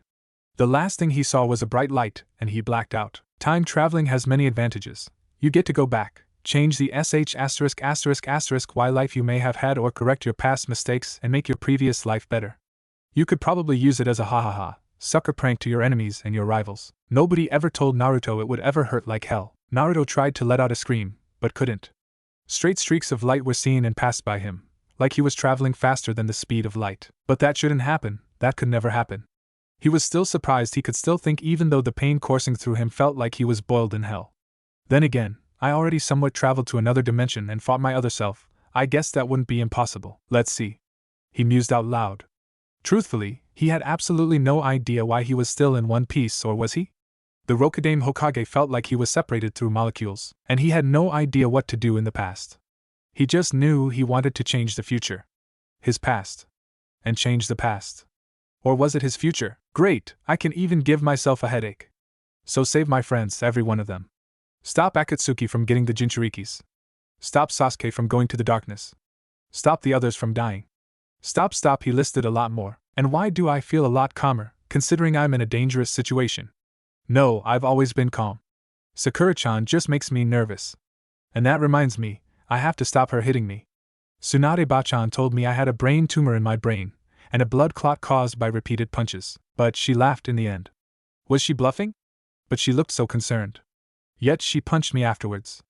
A light punch, she had explained, but both of their punches were beyond from normal. Now where was I? He didn't get to answer his own question when he was suddenly jerked to the end of the whatever he was traveling in. Kurama, the Kyuubi no Kitsune, prided to be the most powerful of the 9 Bijus and world-renowned as the most ruthless, merciless, and dangerous demon destroyer of people, was currently gaping. He was staring at the unconscious blonde lying in front of him, chest heaving up and down, tired due to chakra exhaustion from performing the seal. And by Kami, his container had really defied all odds. Yeah, even he knew that ninjas weren't supposed to have chakra at all, control the elements with affinities, walk on walls, walk on water, fly, glide, control shadows, transfer their mind, bring back the dead, change bodies by transferring your soul, make a doppelganger, destroy establishments with a punch, have speed that can rival sound, copy techniques / see the tenketsus in a human body with your eye, control gravity, control life and death, summon animals unimaginable, seal things in a scroll, teleport, yeah, the stuff, but go back in time, with the usage of a seal? And he created the seal because of the heck of it? Unbelievable. Success. He had time traveled. He had time traveled. He had time traveled. Well, there was this one time everything was so hazy his container couldn't even remember they had time traveled. But even that had a limit. This was he had time traveled. Permanently. Naruto, you are one interesting person indeed. Kyuubi grumbled. After a few hours, Kyuubi watched as the whiskered teen in front of him groaned and opened his eyes. He stretched and yawned at the same time and glanced at Kurama. Hey Kurama. How's it going? He asked casually. Oh, the usual. I need some rabbits, usual stuff. Time travel must have a toll on you, doesn't it? The fox replied, mimicking the blonde's tone as he saw he wasn't fully awake yet. Time travel, the future Hokage mumbled. Wait, time traveled? I succeeded? He calmly asked, eyes betraying him as they widened in astonishment. Kurama would have quirked an eyebrow if she had one with the different reaction that she had received than what she was expecting. Ahem. I succeeded in time traveling. Great. Woohoo. He exclaimed. He looked up to Kyuubi. What? What did time travel do to you? She asked in a monotone voice. What do you mean by what did time travel do to me? I don't feel anything that has changed. Nothing? You seem calmer. Could I talk to the more sensible guy I know, the one that I had from the start, cause if I don't, I'm not helping. Kurama continued. I assure you, I am he. Naruto assumed a serious stance. Kurama knew it was Naruto, but the personality was kind of like the Hokage mode plus Kakashi's and Asuma's personalities added. And the speech pattern was also strange. Now that I have traveled back to what I don't even know the year, I assumed that I would have a new identity, probably be reinstated as a Konoha shinobi. Change my appearance, then what? Bypassing the security of the Sandaimjiji would be hard since he always analyzes the things that he signs, so how could we slip through? I prefer not slipping through his grasp. Kurama spoke, filing her suspicions for later investigation. I'd rather tell him my true identity, with proof, of course, than let him help keep your identity a secret. Let's say, like SS class secret. He would understand. Sure, that's good. But won't my identity create a paradox, from me being here and my past self existing? He asked the legendary being. Sure, it would. That's what's bothering me. There hasn't been any sign, no fluctuation of chakra nor physical pain to tell me you, being here, made a paradox of your younger self. But nonetheless, let's be thankful. You can make that permanent seal for henge that you used when you eliminated that tyrant from the land of rice. Thanks, Kyuubi. Well, got to go. I have many things to do. Oh, wait, he looked back at Kurama. Which would you prefer? I was a hunter nin, and I quit because I wanted to become jounin instead, or I was an ANBU, and I took a break from it. What's better? That sounds too cliché, you know what I mean. I'd rather like you were in this village, and this particular village was your home, and you were some kind of a leader there, akin to a jounin, I guess. Then, one day, your village got destroyed, leaving you as the sole survivor. The end. Yeah. Wait, then I wanted to continue serving other people and fight being a ninja. I went here to get a license, and I'll tell I'm somewhat of a jounin. There. Is that okay? And it would explain why I have seen so much sadness. Gaara told me I have eyes, that I have eyes for a person who has seen war. The blonde asked. Yes, but what if a Yamanaka would probe my mind? Won't they see you? Or my memories? Baka. The giant fox muttered. They only do that when you're a threat to the village. Isn't that why you're going to talk to the Sandaime about this? To back you up. Then you relax, and hope you wouldn't slip up with your disguise. There are very smart people there, Shikaka Nara and his clan. Yeah, I have to be careful. Thanks for the heads up. I'm leaving. The Jinchuriki snapped out of his conscious, finally realizing where he was, the Valley of the End. Naruto smiled as he reminisced about the important event that had happened. Scratch that, which would never happen when he fought with his teammate, Sasuke Uchiha, the last person he had seen alive. But he was going to change everything now. He will take care of himself, his teammates / his best friends, Haruno, Uchiha and Hatake plus his surname-less pale friend, Rookie 9, the third Hokage, the fifth, everybody. He continued to walk, as he found himself ironically in the middle of the riverbanks, where he had previously, or was it going to be, landed, where his sensei had found him. Sigh, so many memories, he wistfully smiled, crouching, dipping his hand through the water. And when I always look back, I just, splashing his face with water, he stood up, dusting his clothes. He headed towards the direction of his village, Kanahigaku no Sato, the village hidden in the leaves. The village was frustrating. The security kami, he had slipped through them. No wonder letting A and BU chase you day after day can make you have good reflexes and memorization of every path in Konoha. Useful indeed. The people ninjas, he meant, were clueless. Nobody noticed him.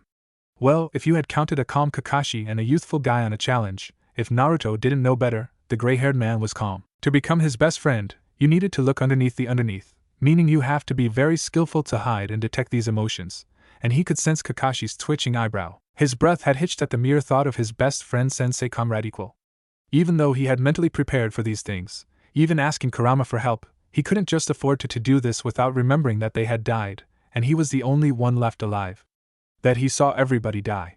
That he wasn't there to save them. He disappeared from his spot as Kakashi had silently wandered his eyes to his previous position, but he shrugged it off, continuing his hip attitude. Guy's mouth had twitched at the same time. I miss these times, them having challenges and rivalries and the eccentrics. Kakashi being there, Guy being his old self after Kakashi had died, nobody was the same. Heh. Especially me. At least not everybody's rusty. No wonder Konoha almost fell under the siege of Suna and Oto. Reminds me, I also have to prevent that invasion. He hinged into a civilian and wandered through the streets, and another mental curse the ANBU had shrugged it off. Not one suspected him. I have to tell the old man about the state of his ninjas. Looking ahead, he gazed at his current destination, smirking. Bypass the Hokage Tower. Let's see what'll happen now that I'm added to the fun, shall we? Hiruzen Sarutobi was having a good day. He just came from a meeting earlier, saying, why the heck did you make the Jinchuriki/demon enroll? Where's my pet cat, Sandame-san? Why is the last Uchiha in the academy? Isn't he supposed to be apprentice/shouldn't he be with the elites? Could somebody clean my garden? And all that. Yes, he frankly thought. What a nice day. More paperwork. He silently wished something would happen. A miracle maybe. Dynamic entry. Crash. Sorry Hokage-sama for destroying your door. Guy, the knob's broken. Kakashi, my youthful rival, I cannot tolerate your silence. A spandex-wearing jounin and a gravity-defying hair of gray were seen. I'm sorry, Hokage-sama. Guy is possibly more eccentric than before. The one-eyed jounin apologized. Great. More eccentric? Now he had to deal with these things too? Was he paid enough for this? Guy, really now? State your business, jounin. Hiruzen said in a bored tone. Sir, we think we have an infiltrator in the village. We sensed him earlier when we were having our challenge. He didn't seem to be a threat to the village though. I don't know. I don't sense him anymore. Kakashi said. To hide from us, you could have a chakra suppression seal that is very effective, high jounin capacity, or Kage/Sanin capacity. We don't know. Sarutobi was about to respond when his secretary strode in with a troubled look on her face.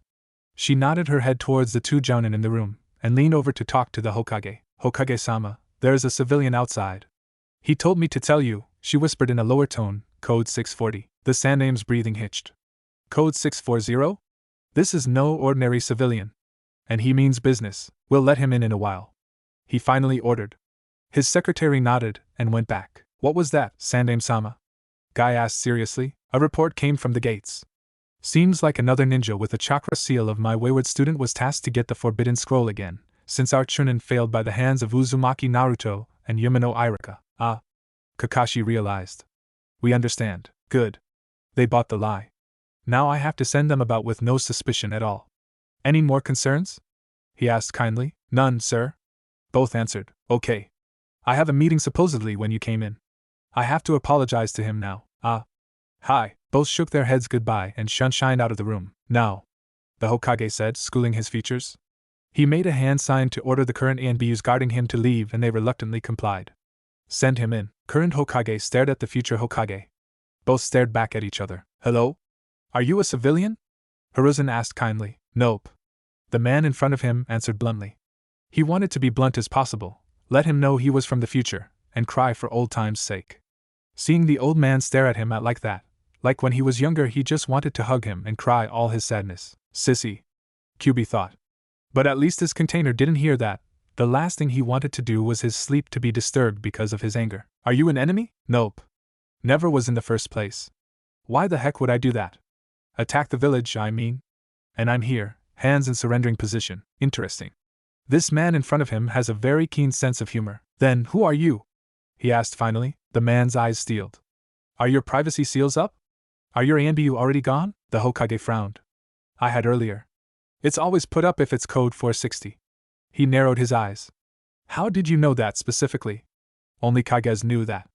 Even my top jounins don't know that. Who are you? He punctuated. He gave a lot of killer intent, trying to make the civilians scared. He failed. The civilian sighed and released the hinge. It's good to see you. The smoke cleared, making the Hokage's jaw drop. Gigi, why your name? He stuttered. Eh? Minato exclaimed, surprised. No. I'm not him. Look more closely. Do I look like Dad so much? He looked at him, and he was more surprised than earlier. He had whisker marks, but it was faint, hard to see or notice in first glance. He was tall, and had a couple of red streaks at the ends of his hair. He also had an aura of confidence and calmness. Naruto? He doubtedly said. But how the confidence part he could understand. His surrogate grandson was actually overconfident. But calmness? He already doubted the man in front of him wasn't Naruto. But actually Minato, the word calm had never been used as a description of Naruto. He was too hyperactive, boisterous, outspoken, rude, stubborn, disrespectful. For some reason, in Naruto's seal, Kurama knew Hiruzen was also thinking about the personality change. Yeah, it's me. 2 words. He lifted 2 fingers. Time. Travel. The third resisted to say, yeah, right? You're bluffing. From the statement, time travel, personality change? Wow. Time travel, very funny. It's true. Naruto nodded. Look, I even got Tsunade Bachan's necklace, Ero Senin's mark for Rasengan, Kakashi's bells, here, on my necklace. Where'd you get that? Hiruzen asked, astonished. Oh wait, better yet, tell me something only Naruto may know. He said, I'm the son of Minato Namikaze and Kushina Uzumaki, godson of Jiraiya. He trailed off as he saw the old Hokage put up his hand. Tell me something I would only know. Hiruzen asked, eyes boring into the blonde's eyes. Conran's eyes watered. When I was little, you'd always comfort me. Bring me to ramen. You were the first one to look at me not like a monster. You showed me the next people that would care for me, Tsuchiyaji-san and I am Nechan.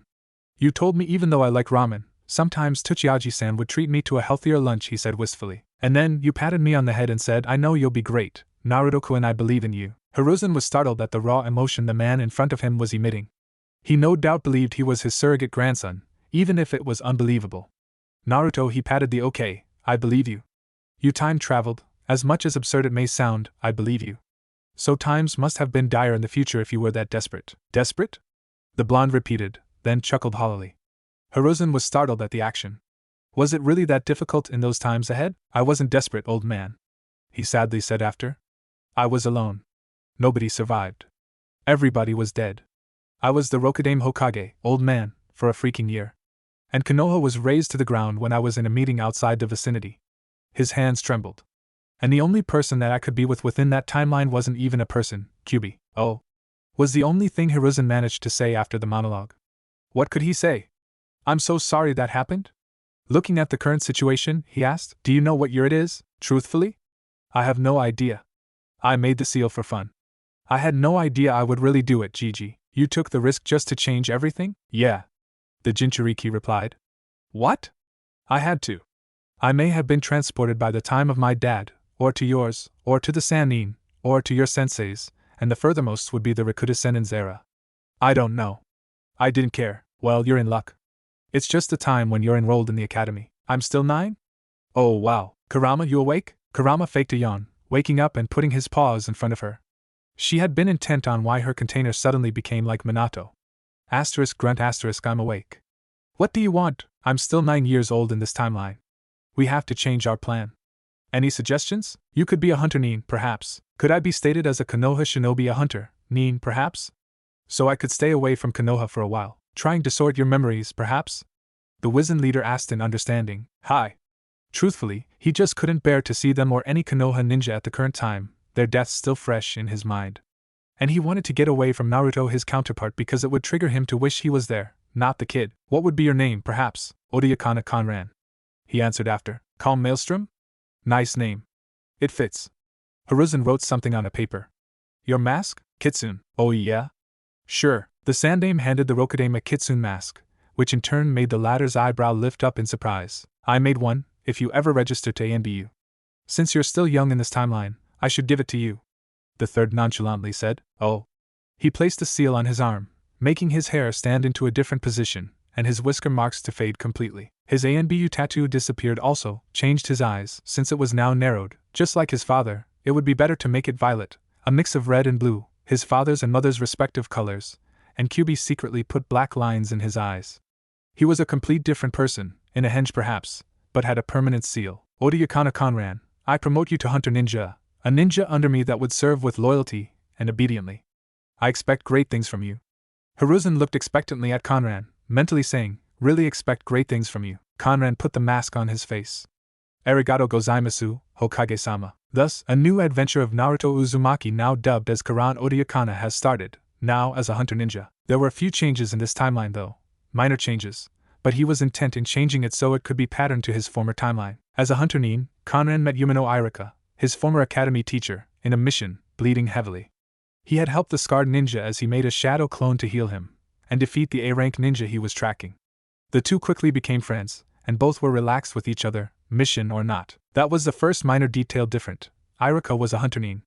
Sometimes, though, they took time playing with the academy students, and Irika admitted afterwards he was not really into hunter nin.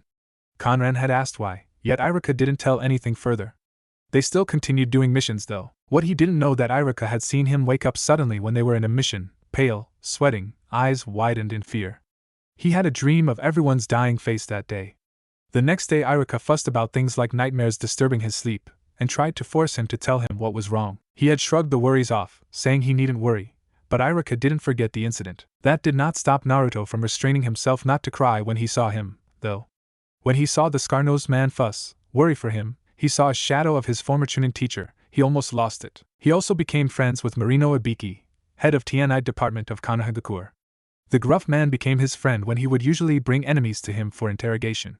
Sometimes he would also pitch in and, in Ibiki's words, scary? Horrifying? TCH. Torture and interrogation is fun. And if you're a sissy, this isn't your place. Nice man, actually. Both in his past and present. Just loves to torture, and have new clients. Second change was actually Inoichi Yamanaka. Here he balanced being an interrogator and a florist. Well, he didn't know much about that man, but Ino in the academy days told Sakura, he was eavesdropping, sue him, that her father was a jounin, and only took missions if the Hokage needed to. Inoichi Yamanaka, Ibiki's partner, was a little subtler than him, yet they still got along. Sometimes he helped him with the Yamanaka flower shop, where he met his wife. Nice woman. Ino seemed to be always with Sakura, so Conran didn't care. Anko, well, she was still Anko, much like his younger self, daring, one hell of a kunoichi.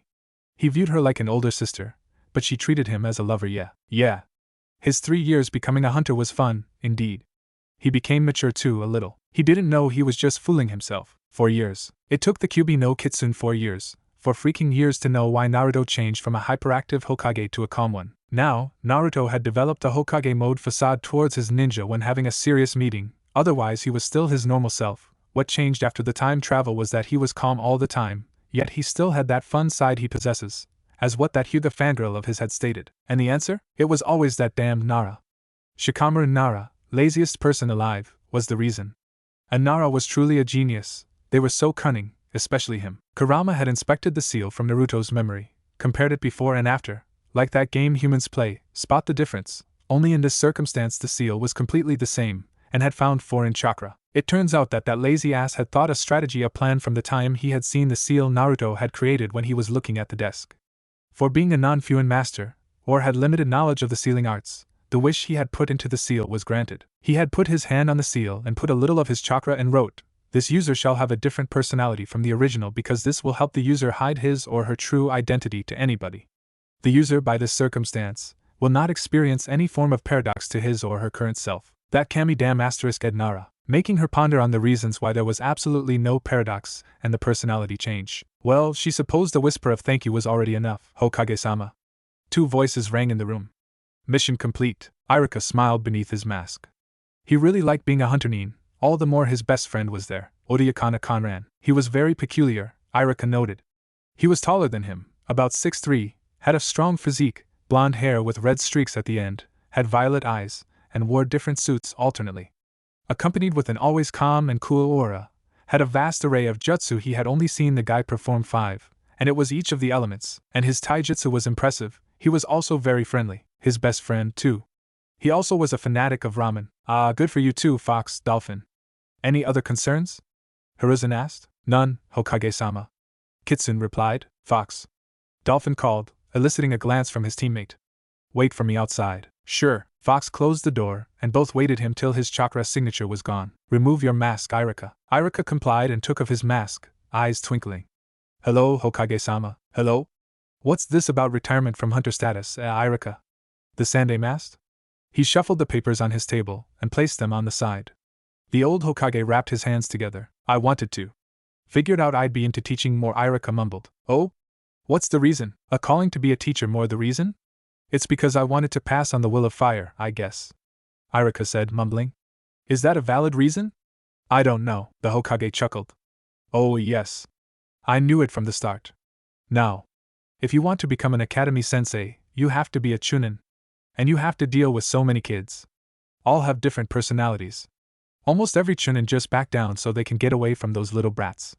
Are you up to the challenge? Are you kidding me? The going-to-be former hunter Nin smirked. Me, back down from the challenge? If there's anything Conran taught me, is never to back down from a challenge, he said with fires in his eyes. He looked up to his leader who was gazing at him with mirth, which he blushed furiously. Okay, maybe a little too much, Hiruzen smiled inwardly. Naruto, eh? Okay. I will be removing Dolphin from Hunter Nin status, and be placing him on Chunin level status. Is that correct, Irika? Hi. Irika bowed, gave the Hokage his mask and accepted the Chunin vest his leader was holding. Thank you, Hokage-sama. You're welcome, Chunin Irika. Wait, you're teaching academy students, Irika? Irika nodded at his best friend, waiting for his response. Well, he shrugged, a smile appearing on his lips. That's cool. At least you get to meet a lot of people, teach, those kind of stuff. I'd be probably following your steps or something, he replied. Become an academy teacher? I don't think so, Conran. And why is that? He retorted. You seem to be a real sensei, or captain, then an academy teacher. Are you saying academy teachers are fake senseis? Irika spluttered in response. No. Nothing like that. Like you're good at teaching students how to fight or do things. And how may you know that? Conran raised his eyebrow. The scarred Chunin can only deadpan, and held up his fingers, and began folding them as he counted.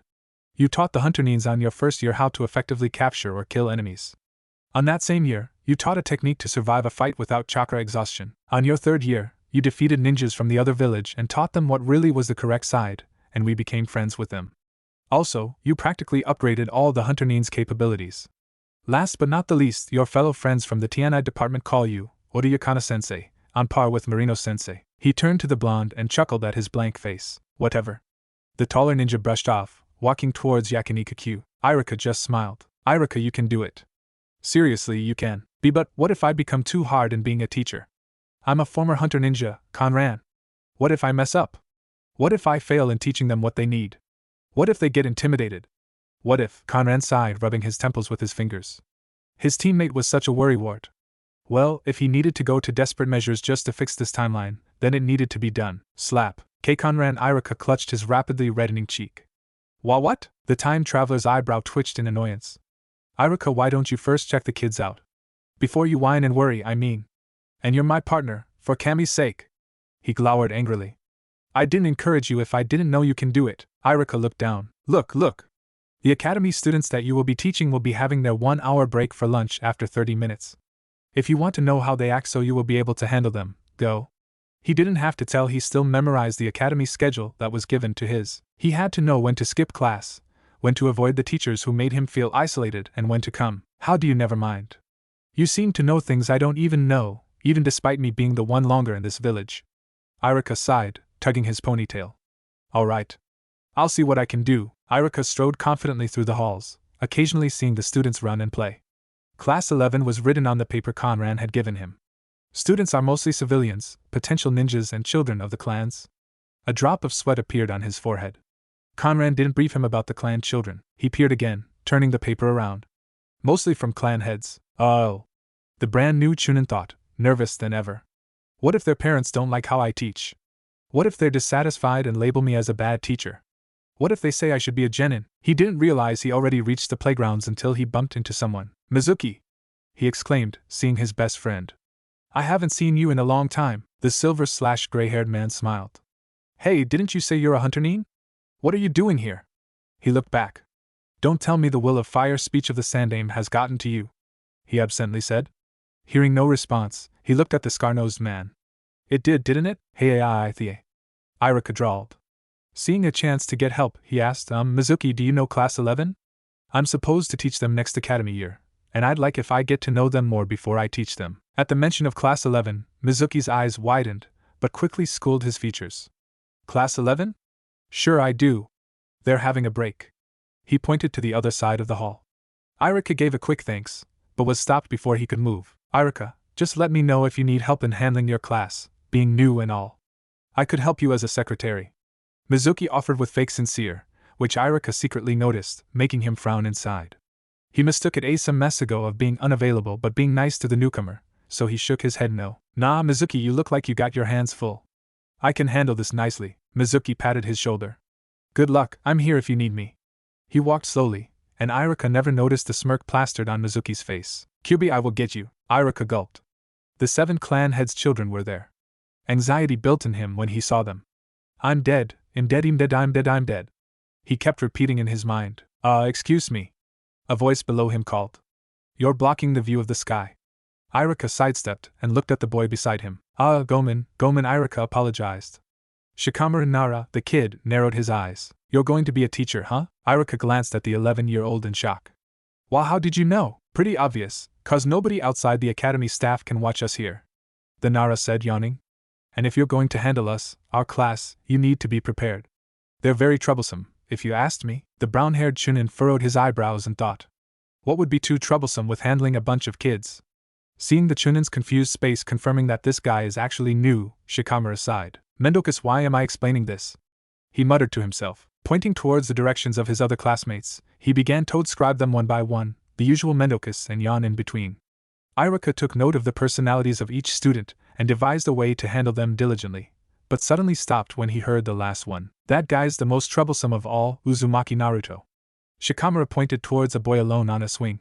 He loves pranks and ramen, so you better watch out, because all of the teachers always muttered what a pain in the neck, so you need to really test your patience with Naruto. For some reason, a lot of teachers seem to hate him on first glance. Don't really know about it. Shikamaru elaborated. He looked at the man beside him. Do you? Irika hastily stood up, thanked the Nara profusely and hurried away, and a frown showed on Shikamaru's face. So he's one of them too, huh? And I thought he'd be different. Irika wasn't sure if he wanted to become an academy teacher if he was going to teach the Kyuubi Naruto. He really wanted to teach, but how could he? He was there. The reason why his parents died was there. Why he was orphaned, why he was alone, why he never experienced being congratulated of passing genin. They were killed on the night of the Kyuubi attack, and he was never more than thankful for the 4th sacrifice to defend the village from the Kyuubi.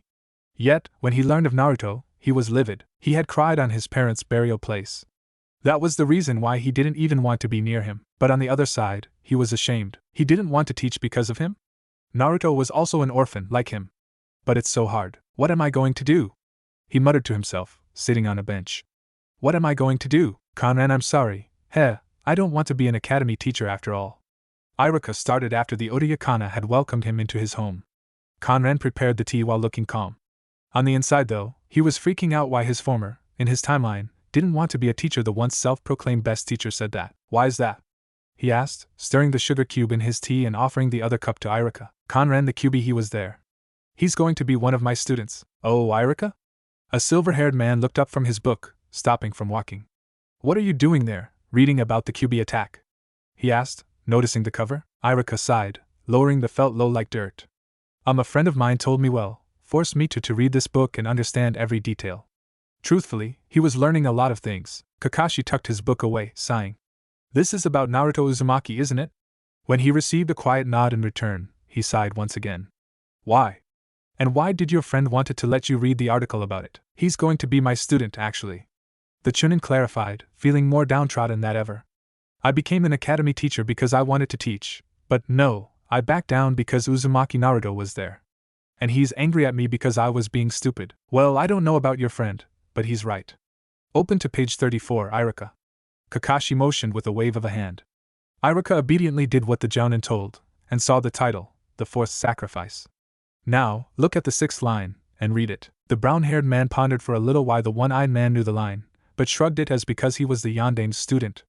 Iruka located the sentence and read aloud. The fourth quickly sealed the nine tails into the baby by Shiki Fuin, a seal he had developed himself to contain the chakra beast. Through this, the baby was made as the jailer of the Kyubi no Yoko, not the Kyubi possessed. Iruka's eyes widened, realizing his mistake as Kakashi said, "He's not the Kyubi, Iruka, and you shouldn't be hostile towards him, it wasn't his fault." Yandame-sensei always made sure his seals were functional. And also, nobody has the right to judge Naruto being alone and scorned, yet he actually houses the most powerful of the Bijou. Actually, we have to thank him. I don't know about you, but by being understanding to him even by a little may be the only way of expressing our gratitude towards the things Naruto has done for us. The words Conran had angrily said to him when he told him he hated the Kyubi. Naruto Uzumaki is not the Kyubi. You have no idea what Uzumaki Naruto had done to all of us. What burden he shoulders, not even knowing why people hate him. Iruka, I expected more from you. I never thought you'd be one of them. Kakashi stood up. Ponder on that. We all have our fair share of opinion of Naruto, but try knowing him for a little. And then, you will know what the true meaning of the will of fire means. He walked away, vanishing in a shunshin. Iruka closed the book, feeling renewed. He wasn't going to be an academy teacher because of Naruto, he was going to be a teacher for Naruto. Closing the book, he squinted on the name of the author of the book, Hatake Kakashi. You know, it hurt. It hurt Conran Naruto Uryukana that his academy teacher once thought of him like that he was actually the Kyubi. The man he had looked up to all the time, the one who ate ramen with him and sometimes paid for him, actually hates him. It was a depressing thought, and sending him out of his house was the least expected thing he would do to the man. But if it meant he had to introduce Iruka to Naruto, he was the reason why he hadn't quitted being a ninja, convincing him he wasn't actually the Kyubi, but himself he had to. His doorbell sounded, and all he could do was drag himself. Kami, what if Erosenin and Kakashi didn't also like me? What would happen to me? And opened the door boldly and was met with the face of said Iruka. What? He asked in monotone, trying to portray he was still angry yet calm. Iruka looked up, with fire burning in his eyes, and declared something that made secretly Conran dance and cheer inside. You were right. I was wrong. I realized my mistake. I'll be the teacher of Uzumaki Naruto's class. Get out! All academy students cowered under their desks as their unusually super angry sensei yelled at his secretary. The man had accidentally bonked on another student, and the result was utter chaos. Saiwo class, Iruka looked at his students. How many secretaries have I had, Chuji? He called. Crunched the fifth sensei. The big-boned 12-year-old replied from the back. It had been a year since Iruka had applied academy sensei status, and might he say, he really enjoyed his job. He learned a lot of things, taught a lot of things, but the stress that comes with it always vanished away when he learns that they actually like him as a sensei. Chuji liked to skip classes, albeit not that much. He also liked eating, even during class. The difference was when having their break he ate loudly and eats a lot, in class he ate quietly, one bag each class. Any Iruka-sensei? A kid from the back garnered his attention. His secret favorite student, Uzumaki Naruto. Blonde-haired, whiskered cheeks, liked to use orange, addicted to ramen, and container of Kyubi. Why don't you ask your friends to be your secretaries? Like close ones? Iruka had learned that Naruto was actually an orphan of the lowest degree, no friends, always being hated, always being scorned, always alone. He was so ashamed of what he first thought of him, and gradually wanted to know him, albeit sometimes he was hard to handle because of his customary pranks. He sometimes treat the little guy to ramen happily, but he'd always go home with tears streaming down his face. The orange-clothed would-be ninja had a very big obsession with ramen. He had thought of introducing him to Conran, another fanatic of ramen, eats as much as him, though more dignified, and watch them have an eating contest. Well, Pertucci and I am, but they'll be rich afterwards. Acknowledging what the blonde had said, he looked at the others' reactions. Shut up, Baka. Your voice is so annoying. Another voice shouted. Sakura Haruno, book-smart, pink-haired green-eyed girl. She was a former friend of Ino, he had learned, but cut it off because of fangirlism. Yeah. Someone agreed. Ino Yamanaka. She was the daughter of Ibiki's last partner, Inoichi Yamanaka. She had pale blonde hair and had a bang that was falling on the right side of her face. She was the former friend of Sakura. Right, Sasuke-kun? She asked. Sasuke Uchiha, last loyal Uchiha. Top in all subjects, black-haired, had the typical Uchiha personality, meaning he thought every classmate of his was below him, and he was several levels higher than them. He was also the reason why all girls he had to hold were head over heels to please him, and became his fangirls because of his coolness, but he always tried to understand him. His family was massacred on the night he just gotten a test, by his own brother. Now, he was an orphan. He also knew that Sasuke actually acknowledged Naruto as his rival, because Naruto was the only one who managed to let him speak for a longer time than his usual TCH. Naruto's idea wasn't bad. A bow with a dog perched on his head. Inuzuka, son of some Inuzuka, brown hair, had red fawn-like marks on his face, owner of Akamaru, a white brown-haired dog. Naruto's prank friend, causes utter chaos with his dog. Likes to skip classes too, with Shikamaru, Choji and Naruto. That's right. A shy girl whispered. Hinata Hyuga, daughter of Hayashi Hyuga. Short indigo-haired, very timid young girl. He had known of the girl's crush on Naruto since the first time he entered the class, but it seemed like Naruto was really dense, and she was really shy for the two to meet. Troublesome people. Shikamaru Nara, lazy genius, black hair tied up in a ponytail, son of Shikaku Nara. Maybe smart, since he was the son of the top general of Konoha. He also liked sleeping, and skipped classes to sleep. Shino Aburame. Shaggy black hair, high collar, black shades, doesn't talk much until needed to, just like his father, Shibi Aburame. He didn't know much about Shino, but he really was attentive. When he needed to answer, Ed gave a very straightforward answer, to the point. Iruka-sensei, what are we going to do now? Ino asked, curious at the Chunin's expression. Iruka looked at his students smiling, his eyes twinkling. The students like their teacher's ideas when he has that look in his face. Are going to pay a friend of mine for a visit. Whoa, Iruka-sensei. Your friend has a large house. Sakura observed, head tilted. Betcha he doesn't even look much. Kiba sniggered in the back, and immediately Iruka looked offended at the comment. Hey, he's my friend, don't say things like that. Iruka said, making a disapproving glance. Sorry. Kiba mumbled. See what happens when you insult Iruka-sensei's friends. Naruto whispered. Yeah. Iruka adjusted his Chunin vest and coughed. The academy students just stood there in confusion, watching Iruka's movements. What are you doing, Iruka-sensei? Ino asked, preparing. Iruka rolled his eyes. Conran! He shouted. Maelstrom? What a stupid name. A student sneered. Maelstrom's not a stupid name. Naruto yelled. I know because my name is translated into Maelstrom. He said. Weird, both of them have blonde, spiky hair and have the name Maelstrom. Nah, I must be imagining things. Iruka thought. The door glowed as the seals on the door were turned off, and a man opened the door. He was wearing a plain V-neck t-shirt, black pants and black shinobi sandals. His eyes were half-lidded and he looked like he was struggling to hold his yawn inside not to offend his visitors. Iruka? What are you doing here? The hunter nin asked. Iruka put his head down. Well, my secretary got fired again, because he had destroyed the whole classroom and they say it would take a day to repair it, so you thought it would be a good idea to wake me up in the morning to have a talk with them, as an exchange? Conran queried, mouth clipped in a thin line, while he was gazing at the academy to be graduates with a raised eyebrow. Truthfully, he was quite surprised. Never had he thought Iruka to bring the class to his house, after all. I thought it would be better than having a Biki-san have a lesson with them. He confessed, shuddering afterwards. Yeah, probably. The blonde red-haired man agreed. Scanning the class, his heart secretly ached. All of his past companions, the rookie nine, they were still kids, so young, so naive. Away from the dangers of the war that secretly brews outside the Konoha walls. He didn't show his sadness though. He went to this timeline to change everything, not to mope why he hadn't been more powerful to save them all. The Chunin's eyes narrowed, feeling Conran's sadness when he looked towards his class, particularly when he looked at his 9 best students. Wonder why. It was official. He needed to speak to Ibiki and Enko after this visit and tell them to ask what was wrong with Conran. But his students first. Iruka turned to his wide-eyed students and grinned, just like his best friend does. Class, meet Oryukana Conran, my best friend and a hunter ninja. That's Iruka-sensei's best friend? Ino whispered to Sakura, who was observing the duo talk to each other, leading the way. Yeah. He's a cutie. The cherry blossom-haired girl whispered back. I know, right? The Yamanaka heir said, blushing. At the middle of the conversation with Iruka, Conran rolled his eyes. Kami, his former classmates were so hung up on being fangirls, now they think he's handsome? They always thought he was stupid-looking. Besides, who thought he was handsome? Hinata just wanted to explode at their conversation, so she turned to look at her only crush, who was staring at her. She wanted to faint then and there. Hey, Hinata, what do you think of him? Conran-san, I mean. He asked, and then noticed the indigo-haired girl's face was heating in an alarming rate. Hinata. Conran's sweat dropped at his younger counterpart as he shook the Hyuga princess repeatedly, while Iruka just face-palmed. I'm sorry, he heard the scarred Chunin's muffled voice as he covered his face. Naruto doesn't really understand why Hinata does that. Iruka was very embarrassed of Naruto's reactions, in front of Conran, of all else. Life must like to embarrass him. Oh, the irony? Oh, I understand.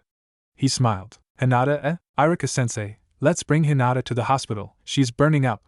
The whiskered troublemaker yelled. Iruka shook his head no, and he was about to answer when the taller ninja beside him walked over and knelt beside the Jinchuriki. Burning up, Conran said, nodding at Naruto. His hands lighted up, and he put it on her forehead, pretending to find any complications. All of the students watched in fascination as the Hunter Nin's glowing green hands spread all over Hinata's form and disappear. Naruto especially was happy and amazed at the same time because he had felt what the green thing was. It was soothing and had healed his cut he received earlier when he made a prank. A second after, Hinata woke up to see a relieved Naruto and the smiling face of their visitor. She sat up abruptly and wondered why her head seemed lighter than usual, and immediately eeped as she realized she was the current center of attention. Are you okay, Hinata?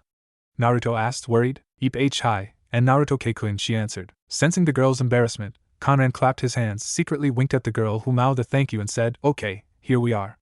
As you may know, I'm Oryakana Conran, and this is my training ground. He motioned the others to sit down, and unconsciously Naruto sat beside him. Iruka's jaw inwardly dropped. Naruto never was eager to listen to lectures. He'd rather get away from the speaker. So what do you all want to know? He asked in his usual deep, kind voice. Sakura put up her hand. What was the green glow earlier, the one that helped Hinata-san? That? This should help. Well, that was, in other words, medical ninjutsu. Field ninjas are better than medical ninjas. A kid grunted. Murmurs broke as they conversed with each, somewhere, yeah, they're not that useful, or no way, they're really helpful. And other stuff like that. Iruka made a move to silence the class, but Conran held up his hand. When the class had quieted down, Iruka really wanted to get tips from his friend. How can he silence the class with a hand? He leaned on the tree and spoke. Which is more powerful, he said, grinning at the students. He made a motion to make the students sit closer to him, which all complied. Field ninjas get to fight, do combat and all that. In terms of physical strength, they are better. He looked upwards, thinking. Medical ninjas are better in the chakra department, because for you to heal somebody, requires perfect chakra control. Both are good in the mental aspect, but I'm not really sure about that. Others may rely on instinct. Noticing they didn't understand, he sighed. I'll tell you all something. It's akin to a story, but the main character is me.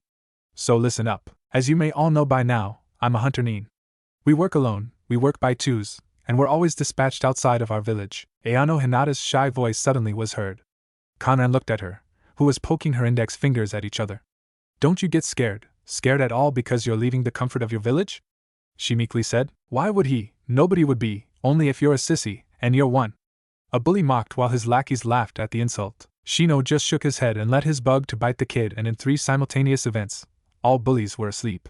And Aburaim wasn't one to retaliate, but those classmates Shino had gotten through his nerves. Conran shook his head in gratitude while Shino shook his head as well.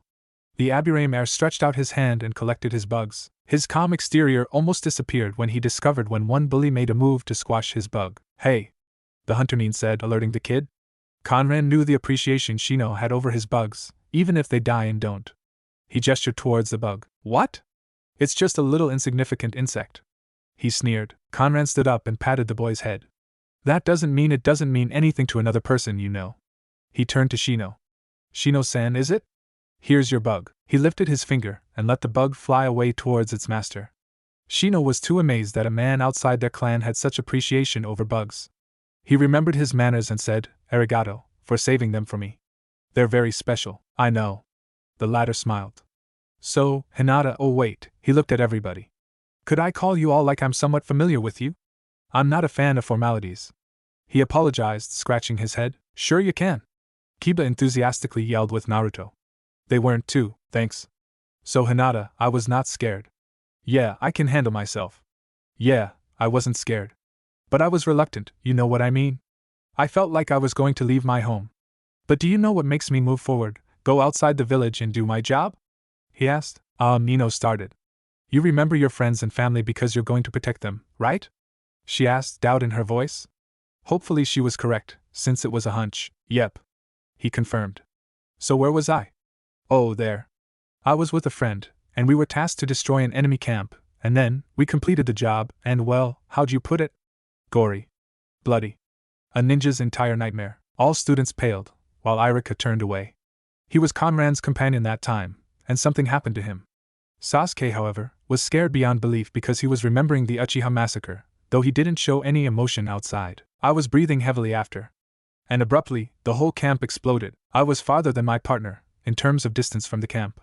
All the shards the camp used crystal-like weapons exploded, and my companion got hit on the stomach by accident. I got out all the shards, but that time, I didn't know how to heal anybody that fatal. I was desperate, so I used all my remaining chakra to teleport the both of us to Konoha. I felt like I was dying. I felt my consciousness slip away, but I wasn't going to leave my friend. I just can't leave him alone. I was okay to die, but I can't let him die. He was a precious person. Iruka swiped a tear that almost fell from his eye.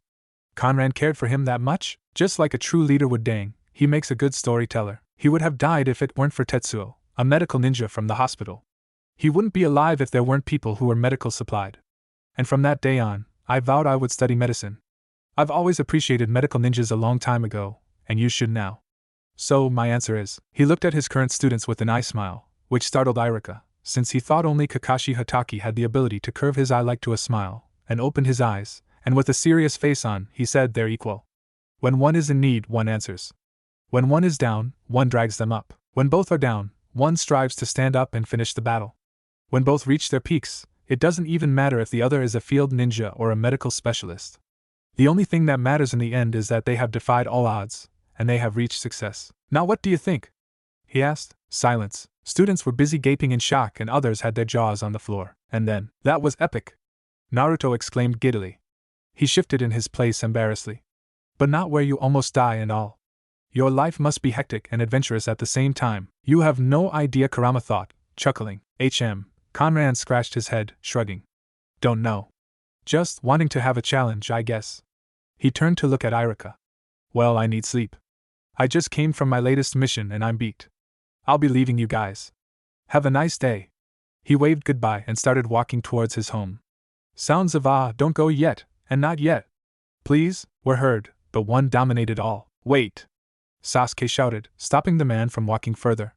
The Uchiha didn't care now if his fangirls would react badly if he goes out of his supposed character. Don't go yet. I still need to ask you something, the black-haired kid said. The purple-eyed man nodded and covered his mouth as he let a yawn escape from his mouth. Yeah. What do you need? Have you trained with him? He asked, hoping the man would understand what he was implying. Sasuke had once heard the name Urayakana from his brother's mouth, and the admiration was to be noticed. He just wanted to know if he was right. If he was amazed about his brother's skills, and the other admired the man in front of him, what of his? Yeah. Nice guy. Stoic dude, typical Uchiha. I wish you'd never grow up like him. Conran thought aloud, frowning. Not really. He was an overall good guy. Rather, like what you did in my timeline. The Uchiha saw him frown, but quickly brushed it off as a reaction about what Itachi had done. Any other concerns? He asked once more. Conran-sensei? Chuji asked, halting his eating. Yeah? Shikamaru wanted to ask you something. The brown-haired kid said while shaking his best friend who was lying on the grass, watching the clouds, to ask his question. Come on, fine. Grunt Mendokus. Who was the guy that you saved? You seem pretty close to him. Is he still at the hospital or what? He asked. All students nodded, having the same question in their heads. Oh that? If it weren't for Tetsuo he won't be an academy teacher anymore. He winked. But don't tell anyone that. And with that, Conran vanished in a swirl of wind, leaving one bewildered class that was looking at a certain scarred academy sensei in shock. A week after, Iruka was surprised at the evident change of his class was showing. Well, surprised in a good way, that is, and very, very impressed. Just after his best friend's talk, he already knew that something changed, like there was some resolve ignited in them when they heard the blonde's speech. They certainly held him at a higher degree than the academy chunin or the scarred sensei. It seemed like they had respected him more afterward, too. He also thought, when he got these set of students, they were just students. Even if they came from a lot of clans, they all had many flaws, not the perfect ninja. He didn't really pay to it that much, but now, as he looked at his class again, he realized the potential hidden in 9 of his students. It also seemed they were capable of shocking him. He was definitely wishing this 9 would prove him right and make him proud. But, he still had a job to do. Job first, reminiscing later. Conran! Iruka yelled to the hunter-nin who was walking along the streets of Konoha. He gasped for his breath, tired at the constant running without stopping. Conran, yes? Conran drawled, looking bored. He watched as his friend turned red from heaving up lungfuls of oxygen, panting. He waited for his response even though he knew what was going to happen this day. Of course. Why would he ever forget that day? Iruka ran a hand through his hair, exasperated. Remember Naruto? You know, the kid who wore a lot of orange and has whisker marks on his cheeks. Blonde? He really likes pranking. Like pranking to the highest degree. He just painted on the faces of the Hokage monument. He pointed towards the mountain, with the faces from the Shodaime to the Yondaime painted. And he knows the streets very much, even the Jounins couldn't catch them. And I can't catch him. Have you seen him? Conran laughed. Of course I know where the little guy is. Though it's a customary code of a fellow pranker not to tell his hiding location. And I must say, I really like the makeover. Though the night aim needs to have more color, his color's too dull. He decided to give his best friend a hint. A hungry stomach knows where to go. Iruka nodded, comprehending the location where Naruto must have headed. Ichiraku Ramen. Of course. Arigato, Conran. He sped off to the location, leaving a grinning Conran, who went inside the Higurashi weapons store. The Academy sensei was running towards Ichiraku Ramen shop when he suddenly stopped, realizing what his best friend just said, and his face strained from any color. Fellow pranker? You should be ashamed of yourself, Naruto. Iruka prodded, massaging his temples. Naruto was fast through the streets, and dang, could he evade. He was a hunter nin, he was a professional on chasing Nuke nin.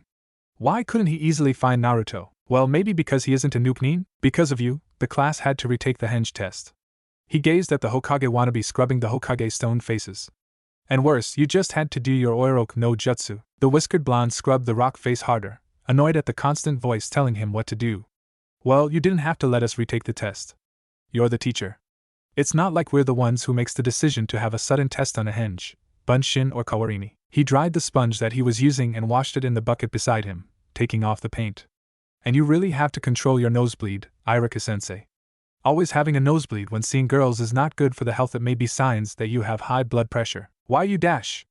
Iruka's face turned red, containing the high amount of embarrassment and anger he suddenly felt. And besides, I didn't know you know high blood pressure. And I don't have hypertension. He yelled, making the birds perched on the nearby trees fly away. Okay then, Naruto cheekily smiled. Another outcome of always having nosebleeds when seeing girls, the only one I could think of, is that you're a pervert. He turned back momentarily and out of the blue got hit on the head. Hey, I am not a pervert, then you're. Oh look, Naruto, you missed a spot. After being helped by Iruka clean the Hokage faces, Naruto arrived in his room. Bunshin, got to practice my bunshin, Naruto sang happily in his apartment. He poured the hot water he had just cooked into his special edition ramen cup. He sat down, said itadakimasa, slowly eating his ramen for a change. He pondered on what he would do. He needed to practice his bunshin. Kami, it's the thing that had always let him fail the genin examination, and he had to pass. One should never give up. Conran, the guy from the last visit, had reminded them before leaving. And keep in mind your dream, your goal, because that would be the one that will help you be determined, later, to succeed. If you fail, stand up. If you make a mistake, learn from it and correct it in the future. Don't let it repeat in the future, because history may repeat itself. I learned that the hard way. And now, I'm in front of you, giving these advices so you wouldn't pass through this. I want you to learn from me. Yeah, I'll never give up. He convinced himself, trying not to doubt. I'll never give up on practicing my illusionary clone. He hopped down his chair and glared at the wall.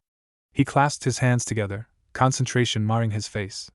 The blonde focused his chakra, feeling it pass through his chakra system, just like Iruka-sensei instructed, bathing him in a blue glow.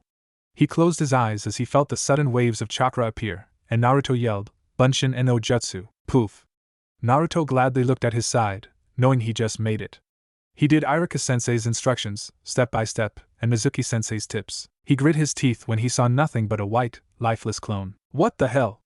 I know I did their instructions, step by step, but I still couldn't do it. Kyuso, Kyuso, Kyuso. First step, focus your chakra. Next, get the chakra feeling, focus it in your hands and poof. Now, the clone wasn't lifeless, it was a lump of white illusion. Not even his face was formed, nothing. Kyuso! Why can't I do this sh*t? He yelled, kicking the illusion beside him, making it disappear. And it disappears because of a go ******* kick, hn dobe. You really are the dead last. You couldn't even do something simple as this. He calmed himself down, taking deep breaths. He couldn't just give up because of that duck-but-hair team. Besides, why was he comparing himself with him, anyway? He was just a stuck-up kid and thought he was better than anyone. Oh, Naruto. Are you really that stupid? Everybody got it down on their second try. You, on the other hand, had tried it for 3 years. Sakura-chan was smart. Of course she'll get it before everyone else understands it. He couldn't match her to smarts or even anything even mental. Hello, Naruto. Trying another year? Don't give up, the last examination test is Bunshin. But don't worry, I heard you already practiced for 2 years, right? You should have mastered it right now. After all, it's the most basic technique in the ninja handbook. Mizuki-sensei just wanted to care, yeah, that's right. He doesn't look down on him. He even gave him a few tips, like when he focused his chakra, he should put a great amount in it. No wonder. The academy test came, and he thought the things he had expected from the 9 that he was rooting for was going to be achieved. Iruka was wrong. Well, the 8 that he had expected to graduate really did graduate. They did pass the tests. Almost didn't but still passed, except. You fail, Naruto, he said, sadness coursing through him. He really wanted to see Naruto grow up into a shinobi, his lifelong dream to be Hokage, but that didn't seem to be the case. He failed doing the Bunshin. Demo, Iruka-sensei, Naruto protested, tears beginning to form in his eyes. Iruka, Naruto. Iruka's passive voice betrayed the sadness he was feeling. You didn't pass. Gomen any? I'm sorry, Iruka. Mizuki had that fake smile plastered on his face, not that anybody noticed. He still made a Bunshin. They all stared at the lifeless form of the Bunshin. Well, it was a Bunshin. Albeit not a working one, but hey, it's still a clone, he cheerfully said, trying to persuade Iruka to pass the kid so he could die on the most pathetic mission that he would be personally giving in the future. A Bunshin he couldn't handle? Then if he was sent on a mission, he'd die. That's the logic of Mizuki. Naruto looked hopefully at his teacher, but his shoulders drooped down when Iruka shook his head. He couldn't let Naruto cheat his way because he was his favorite student, no. He didn't want Naruto to be caught, much as well change the curriculum of the academy. I'm sorry, Naruto. You really can't pass. Naruto ran out of the classroom, clutching his goggles as his tears flowed. He ignored the taunts and the laughter the adults, other ninja and newly appointed genins pointed to him. He sat down on the swing, and his eyes drooped down. Failed for the 3rd time, Uzumaki. For the 3rd time. Iruka, did you really have to fail, Uzumaki-san? Mizuki asked, not an inch of genuine worry laced through his voice. Seriously, he's good in taijutsu, genjutsu, he's good at weapon targeting, and trap making. Why couldn't you let him pass? Mizuki, look. Iruka showed his clipboard, trying to show his point. A ninja has to be good in the following: taijutsu, hand-to-hand combat, weapon targeting, plus there is trap making, but that's only for extra points, and that's only if you lay the trap nicely. Next would be he should pass the written test given for the history and basic knowledge of the foundation of Konoha, and basic stuff one should know. Last but not the least, the 3 basic ninjutsus. Transformation based on memory, the voice, look or stance and hand seal should be correct. The substitution, hand seal and successive substitution with object is needed, and then, the illusionary clone, 3 clones each, all functional or at least standing. In all of these tests, chakra control is also tested. The white-haired Chunin scrunched his eyebrows together, truly wondering. But he passed the trap-making test with flying colors, and you said it gives extra points. He defended. If he doesn't pass, I couldn't kill the QB, especially if he's going to be a civilian. He should be a ninja, Iruka sighed once again, exasperated. Mizuki, yes, he did get the extra points. But it wasn't enough. He failed the ninjutsu exam. He absolutely failed the written exam, and then got low points on targeting. His taijutsu was brash, and had absolutely no form, but only 1 because he headbutted the examiner. Even though he had extra points, he still didn't pass. What about that Lee kid, Rock Lee or something? He proposed again. Didn't he have no chakra? Like, he passed even without doing the ninjutsu exam, because Mizuki. Iruka gestured with his hands to show his point. At least Lee was good in targeting, in his tests, and was good in taijutsu. He still had a high score, and he had a chakra deficiency. But Naruto didn't pass, he doesn't have a deficiency. Well, it wasn't a problem. This was the most amount of conjured fake facial expressions Mizuki had done, but he had a last one. But how about his dream on being the Hokage? He has the potential. The brown-haired Chunin smiled, confidence in his voice. Naruto will be a Hokage. He will never give up to attain his dream. Naruto glared at the rope in front of him, almost looking like he wanted to burn a hole through it. He had thought of this, long and hard. How the village hated him for something he didn't know. All those glares, those looks that one gave to an outcast. The names demon, brat, loser, stupid, hopeless filled his brain. No more. You want this?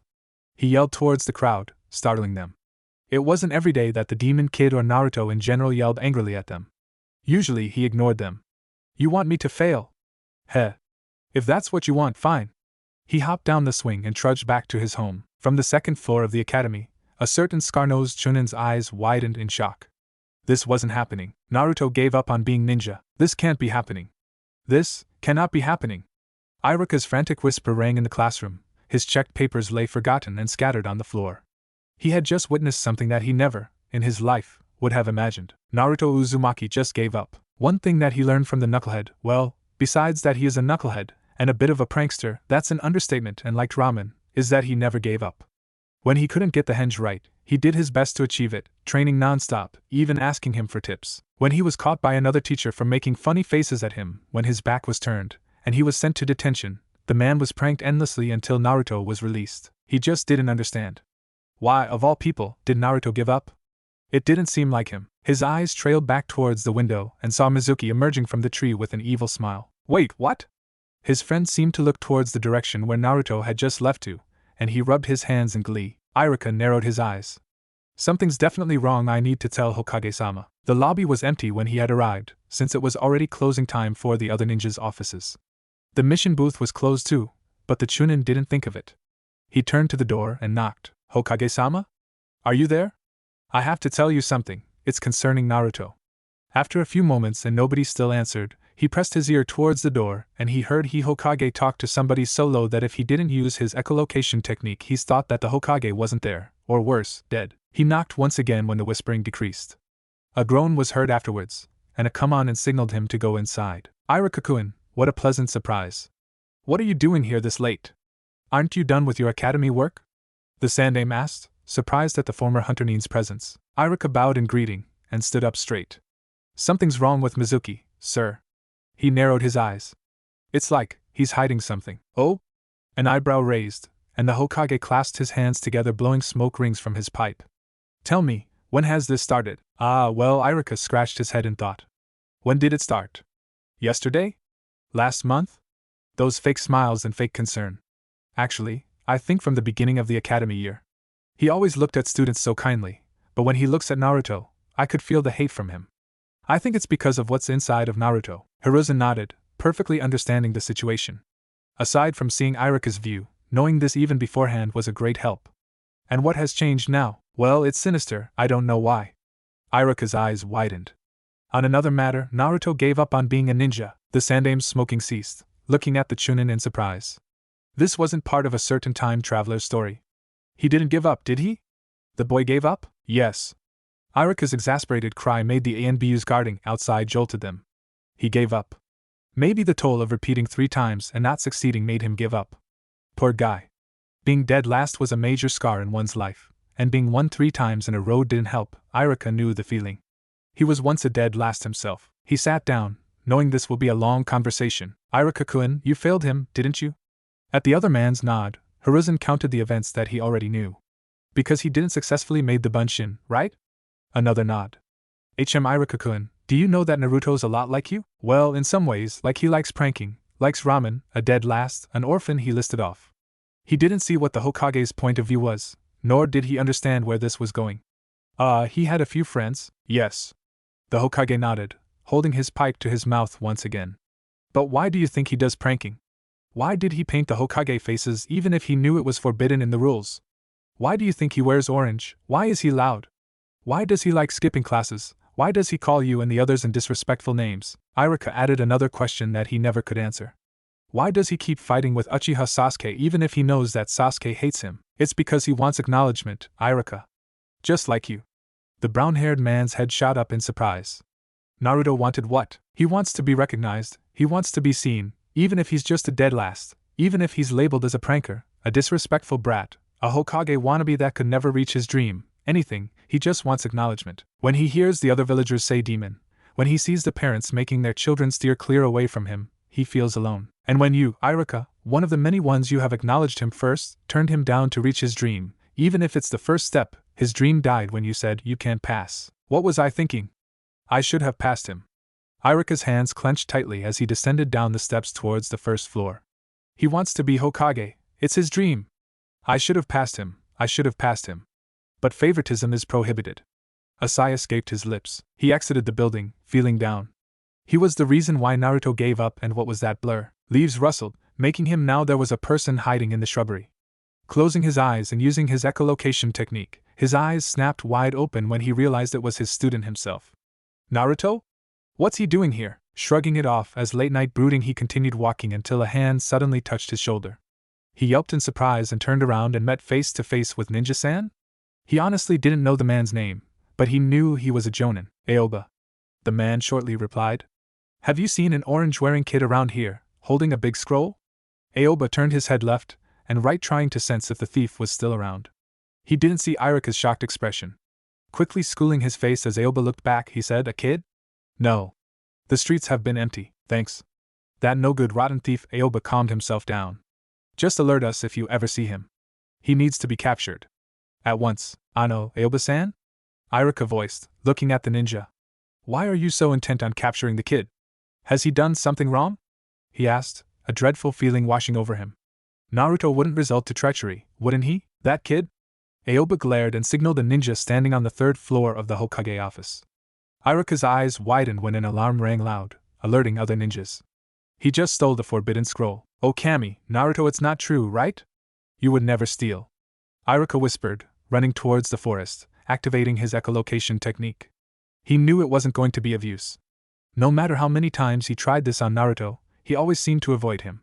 There wasn't going to be any chance that he could track him. His technique suddenly detected his student's presence, making him stop.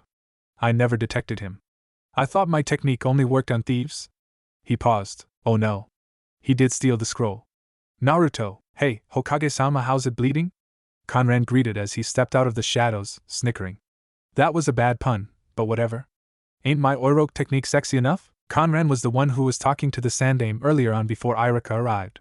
Earlier, the time traveler was just briefing the old Hokage on what to expect, but it was really hilarious to see the most powerful man in the village falling because of blood loss due to seeing his Oroke. If you were watching, that is. If he was the one in Naruto's shoes right now, he'd be terrified and pressured. Conran was laughing so hard in the process of watching the scene that he felt his insides were threatening to spill. Okay, not a healthy thought, but definitely understandable. He was one of the hidden people under a genjutsu that was guarding the Hokage.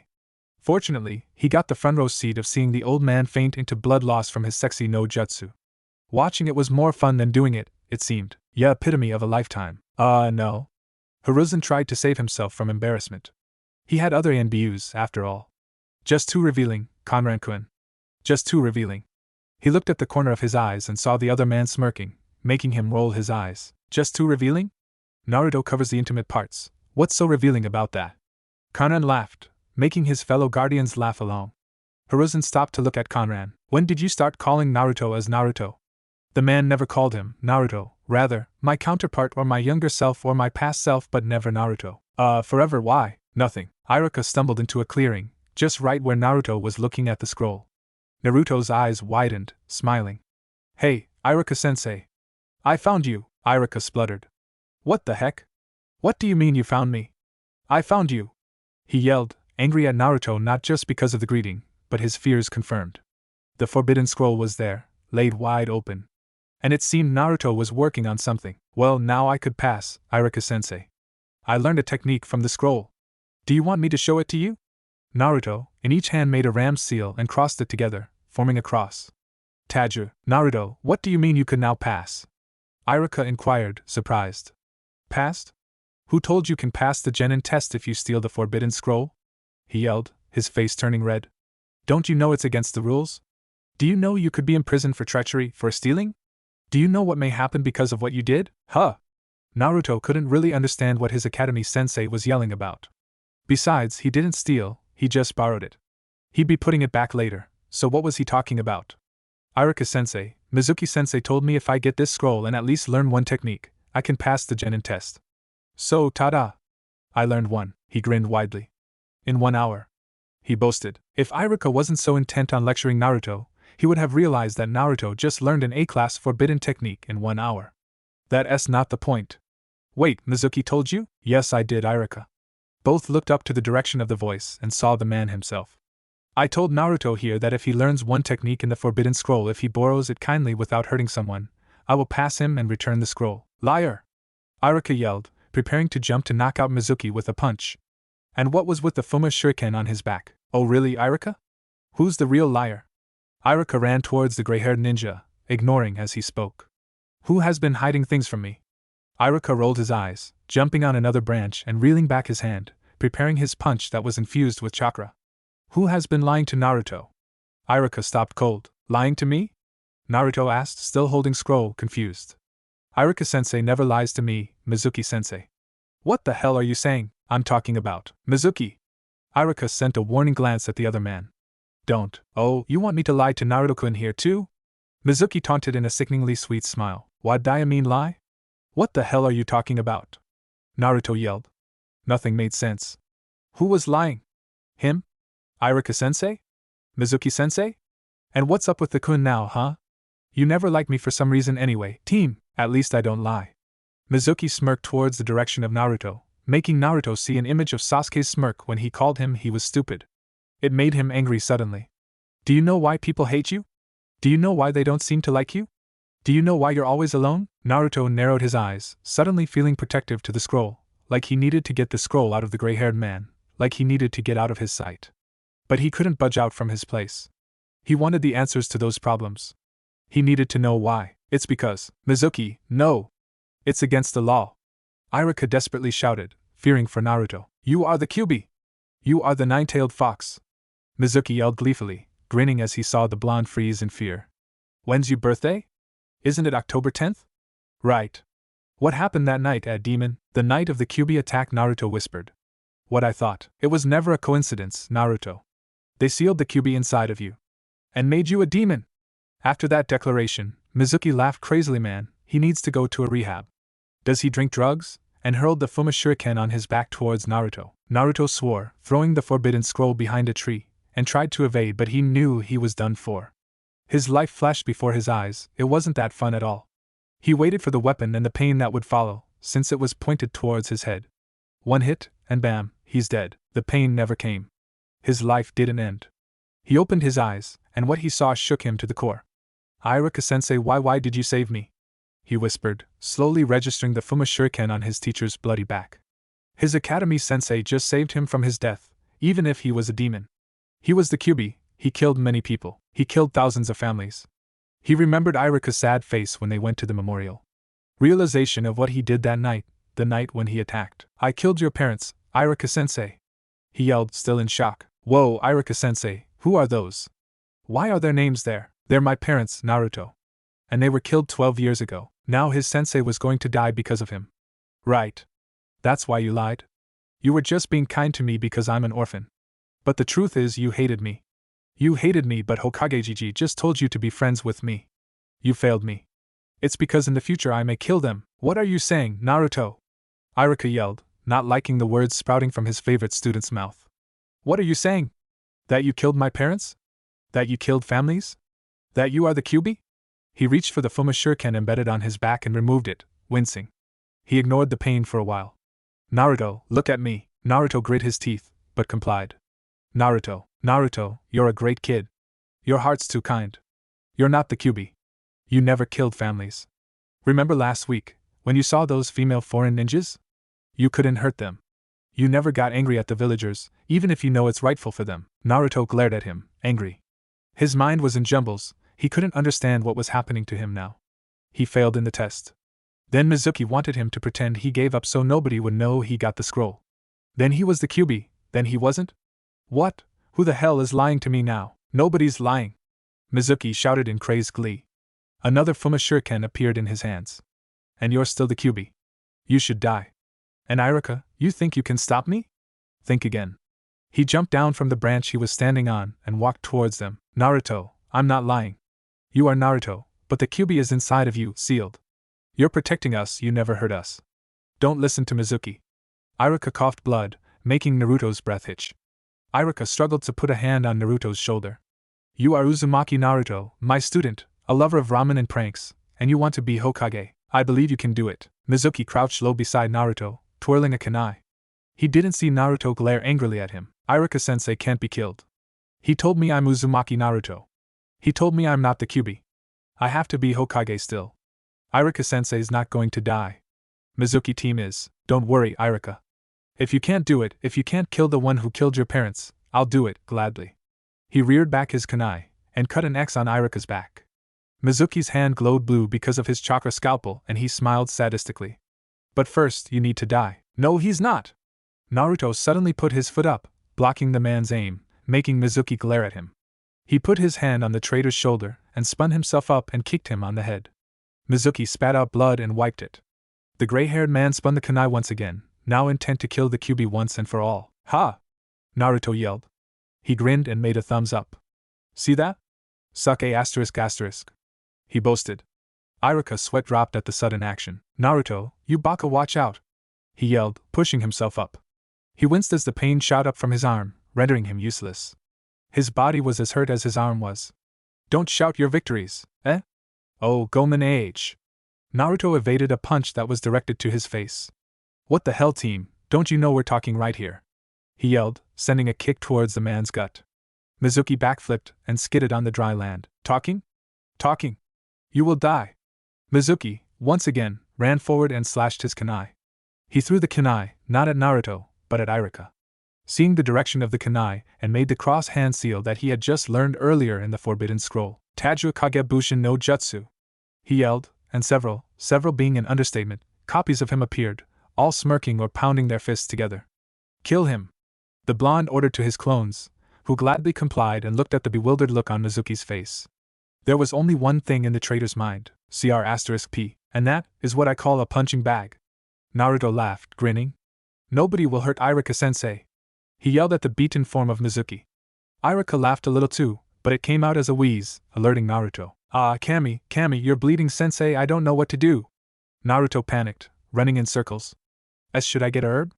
Wait, I don't know a thing about herbs. Bandages. Wait, I don't have any bandages. I don't know what to do. He wailed, kneeling beside Iruka, who was currently sporting a bigger sweat drop than before. Wanting to get the orange-clad ninja's attention, Iruka made a mistake to cough. Oh my god, you dying. Iruka facepalmed. Why did he have to cough again? Oh no. You know, for a demon, you sure are pretty noisy. Naruto looked up and saw a horrifying scene. I thought my clones already flattened the team? Mizuki spat some blood and wiped it off. You've got me the first time, but you won't catch me again. He suddenly got out a tube containing a purplish liquid and chugged it down. Iruka and Naruto's eyebrows scrunched together, confused at the sudden action. Mizuki, what's that? Iruka asked cautiously.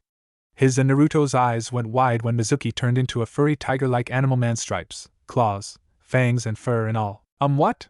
Naruto finally stuttered, too bewildered to speak. Kunrayan. Hiruzen growled out through gritted teeth, almost denting his table. He narrowed his eyes at the time traveler in front of him.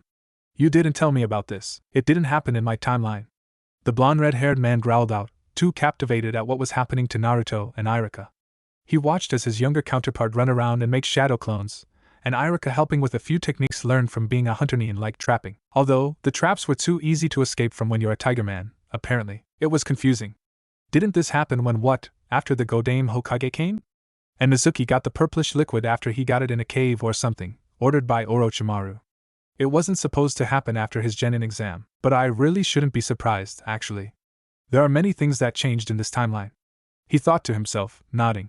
Though this may make him wary of what may happen or what may not, just do what you humans say, go with the flow or something. Kyuubi's sleepy voice rang inside his mind, making Conran listen to him. If by evidence by that hunter-dolphin teammate of yours that wasn't supposed to be one, and this even for example, then not everything that happened to you may happen to your younger counterpart. Why is this happening anyway? I thought it was to travel back through time, and not change the timeline and make it a better place. How would I know? I'm trapped here in your mind. Hiruzen blew his pipe, concluding to himself that maybe there are many changes to this timeline than what Conran had experienced from his life before. Seeing that the duo that was fighting the traitor were filing, he proposed, why won't you assist young Naruto, HM? The latter said, stopping his thinking and raised an eyebrow.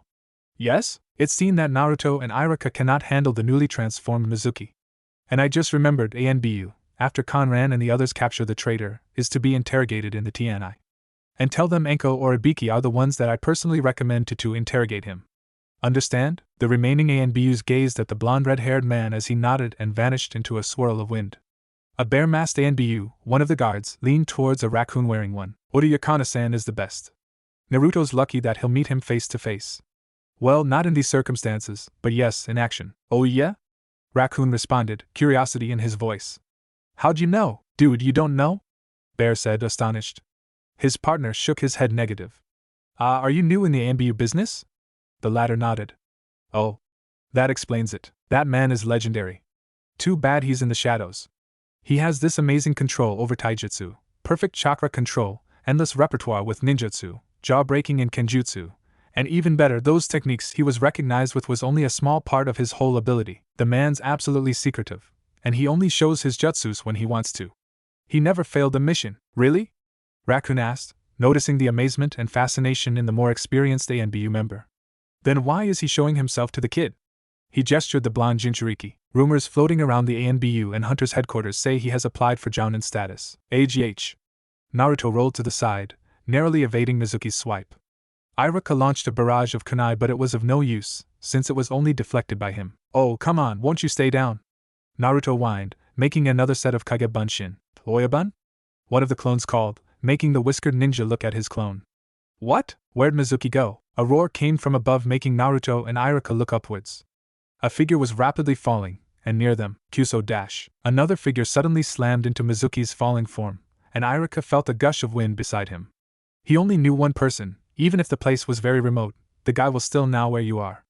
Plus, the fiery design of the mask on the man's face kind of hinted who had just saved them. Hey, Conran. Iruka greeted, crouching. Thanks for the save. Conran smiled and winked, though it was barely seen through his mask. Anytime, Iruka. The man turned to Naruto, who was wide-eyed seeing as he had just landed a hit on the traitor with a single kick. Yo kid, clear from here. I'll be handling this. When Naruto saw that the man whacked Mizuki like a doll to the tree, he concluded to himself while helping Iruka walk, whoa, that guy is awesome. Iruka just smiled. Thank Kami. Naruto thought. If it weren't for this guy saving me, I wouldn't be alive for all I know. To his right was a man, about 6'3" in height, blonde hair with red highlights in the end, wore a sleeveless brown shirt, had arm bracers, black cargo pants and shinobi sandals. The man had saved him earlier when he was about to be hit by Mizuki team, who was interestingly enough being brought by his last two clones that he had created when he thought he had defeated the traitor. Iruka was being carried by the man, and the young Jinchuriki noticed that the taller ninja, obviously.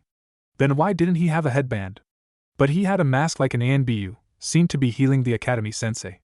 The look on his face also seemed to tell he was used to this situation. One clicked into its place when he tried to figure out the man's he remembered. Conran-san? The man didn't stop walking, and instead looked at him by tilting his head. Yeah, Naruto? I thought you were another person.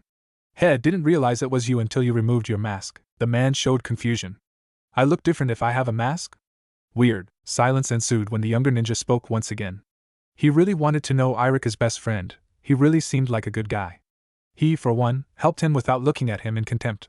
He kind of looks like him too. Maybe they were related? Nah. That was impossible. Hey Conran-san, could you accompany me after we drop Iruka-sensei at the hospital?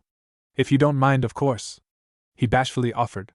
He took one more look at the traitorous sensei his clones have on their back. And after you do what you want to do with the team, he added. Conran pretended to think for a minute, before nodding. I don't see why not. After dropping the healed Iruka for reassurance, and him disappearing for a moment to drop Mizuki somewhere, true to his word, Conran accompanied Naruto to wherever he wanted to go. He vaguely remembered the time when Iruka had given the Hidaitate to him. Now, obviously, he didn't. Better let his younger counterpart meet him after their meeting. Here.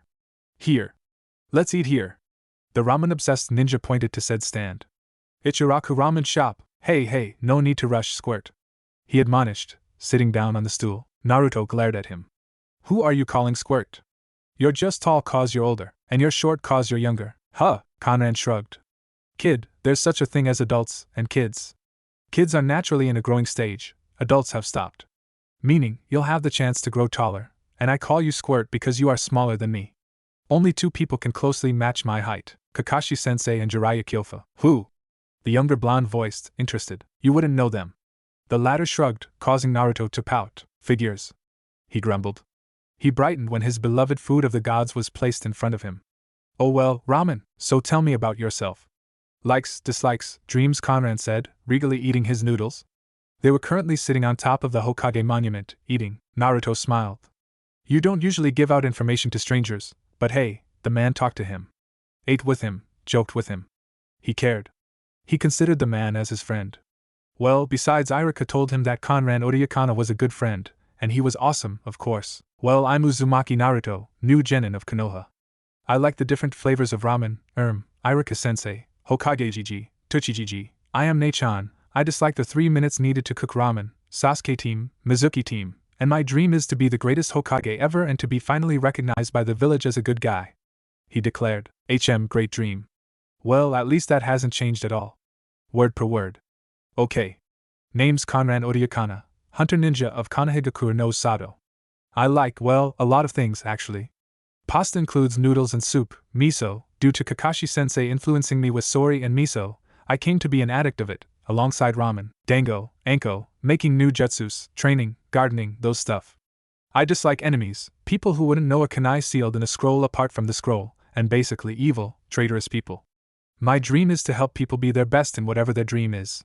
Like a springboard, he finished, and the end receiver of the monologue was starry-eyed. That was awesome. You're super cool, Conran-san, Naruto said happily, making a good guy pose. The Oriakana mentally shook his head. Was he really this open when he was a kid? Thank you, he said sincerely. Oh, and when Irika wakes up, ask him if you're a genin. He added as an afterthought, Hey Ibiki. Conran greeted the head of the torture and interrogation unit, who was sharpening his kunai. The man, in turn, only grunted back. And Anko. The purple-haired woman grinned, winking. Hello, Conran-kun. Anko greeted back, waving a very pointy knife in the air. After hanging out with Naruto, Conran went straight to the TNI unit to check on Mizuki, who he had dropped in said unit. He was still intent if in this timeline Mizuki still worked for Orochimaru or not. So, Ibiki, Anko, how's Mizuki? Got anything from him yet? Yes. The scarred-faced man affirmed, shuffling his notes. Mizuki, former Chunin of Konoha, allied to Orochimaru, but not sure. He seems to change loyalties to whoever will give him power.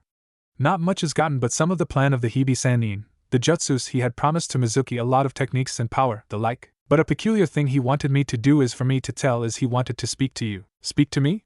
Conran repeated. Yes, speak to you. It seems like you're so handsome even guys request Ibiki to be interrogated by you only, Conran-kun. Anko slyly said behind him suddenly. She pouted when Conran wasn't even fazed. Yo, what's his cell number? 9. Conran blinked in disbelief. They placed the traitor Mizuki in the cell which has the number associated with the QB? Yes, I did. Ibiki drawled, smirking. It made him speak a lot more, you know. Conran snorted, walking towards the 9th cell. I bet. Say hi for me. Anko's last shout echoed until Conran closed the door. Mizuki didn't change a bit, except he looked so out of the place because everything was color white and he wore black and red clothes. A price tag hung onto the sleeve of the shirt with the note, Nine Tails costume, given by Mitarashi Anko, which he immediately sweat-dropped at. Ah, Conran Oriakana, at least Ibiki-san told you my message. Mizuki drawled. Conran noticed that he wore something akin to a mental patient. Conran sat down in front of him and rested his head on his palm. So, what do you need me for? The traitor smiled, tapping his fingers on the table. He neared Conran and whispered to his ear like a deranged man, My lord told me you're slipping up, time traveler-san. Conran gazed at the whole village, on top of the Hokage mountain, specifically his father's head. He was playing with a leaf in between his fingers and concentrated it with a little amount of wind chakra, making it cut into several little pieces. He let go of the leaf, watching it being carried by the breeze. Kami, he muttered, lying down and watching the sunrise and the clouds floating by just like his friend Shikamaru did. If I showed any emotion or realization last night, I would have been I never thought that Mizuki's such a crazy man. He laughed at seemingly nothing. The nonsense he sprouts from his mouth amazes the hell out of me. It's so ridiculous it's near the truth but far from it. Time traveler? Yes, time traveler-san. I know your secret, and Orochimaru-san knows that too. Mizuki smiled. Conran released Mizuki, his face passive from any emotion. He crossed his arms across his chest, grunting. If you think that's going to rile me up, then you're wrong. And time traveling? That's impossible. Your leader's just bluffing. He doesn't even have any evidence at all. And why did he tell it to some low servant like you? I am not some low servant. I am next to Kabuto. Mizuki started snarling. That glasses-wearing man thinks he knows all. He's wrong. But you must be worried, Conran-san. I know, TCH. Like that Bast **** knows anything. The blonde red-haired man discreetly put a binding seal on the helper of Orochimaru. What's the best he could do? Let me remember I was the only one left alive.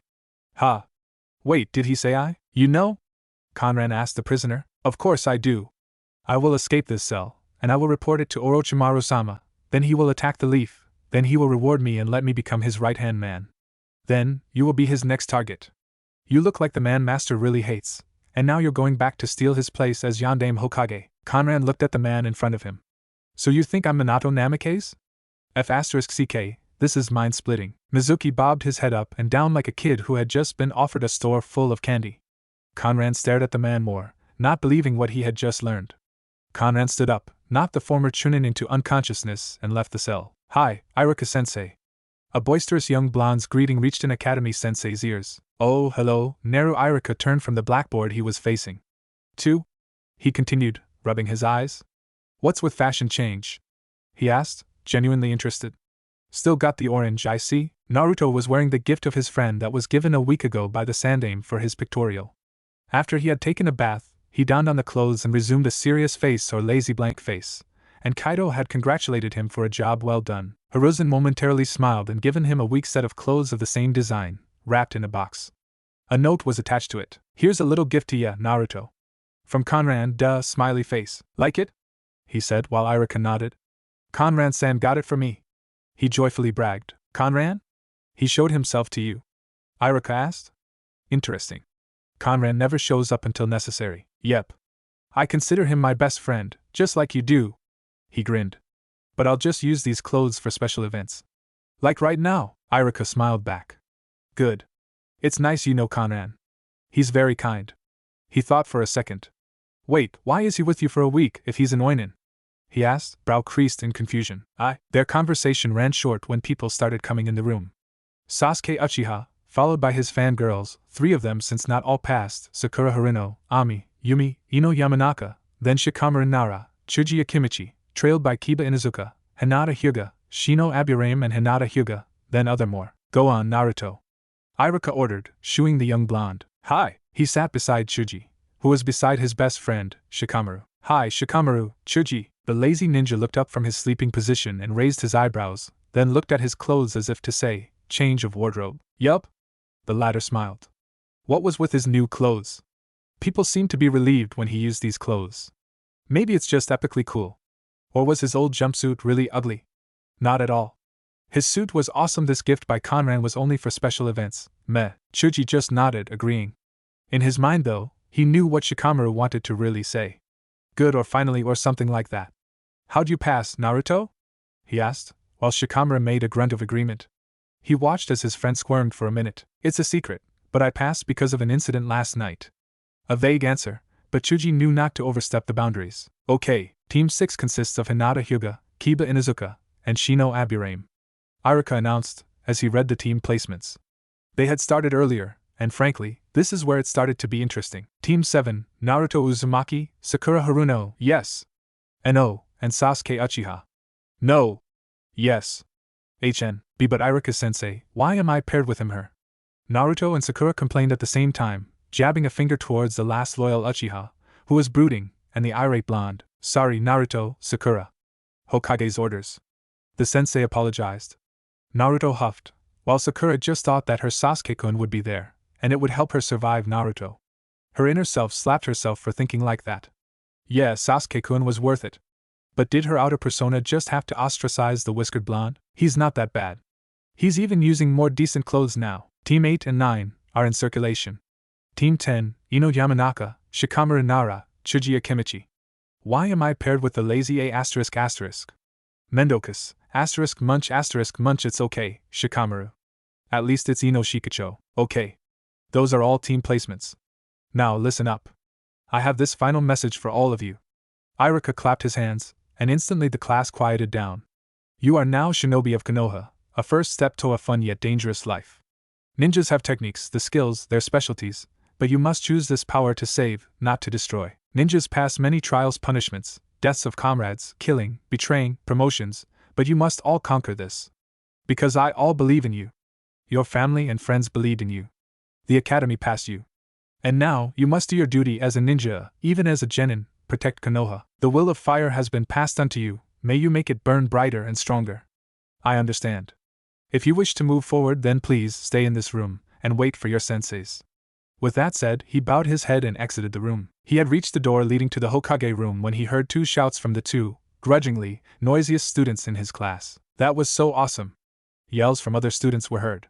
They didn't back down from the challenge. He smirked, while patting his back mentally at his speech. Conran had told him, if you want to share something, and you believe in it, it will come naturally. The man is the very model to be looked up to, especially in being a good individual. Sasuke Uchiha's eyebrows twitched as he listened to the 2 girls fight over him. Admittedly, he wouldn't even look at those fangirls, Kami, they scare him.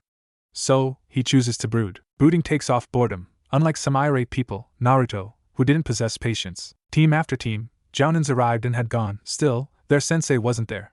He counted how much time had passed. This Kakashi Hatake was 1 hour late already. Hey! A voice said beside. What? He said, irritated. This guy just didn't know the words shut and up. But at least he got a different set of clothes. Sasuke wondered if it would last long. I don't know if you're hungry, but my friend gave me this earlier. Want one? The orange and black clad boy offered, showing a pack of sticks. He looked up questioningly. Ketchup fries. He shrugged, putting another one in his mouth. HN. He answered, then took a handful. He put one in his mouth and nodded. Tastes good. Truthfully, he really liked tomatoes, and other things tomato-flavored. This was one. Ketchup fries. Good. Answering in full sentences, team. The blonde quipped. Whatever, Yujiro Tanki. Sakura peeked at the two. Hey, stop you two, you're both so childish.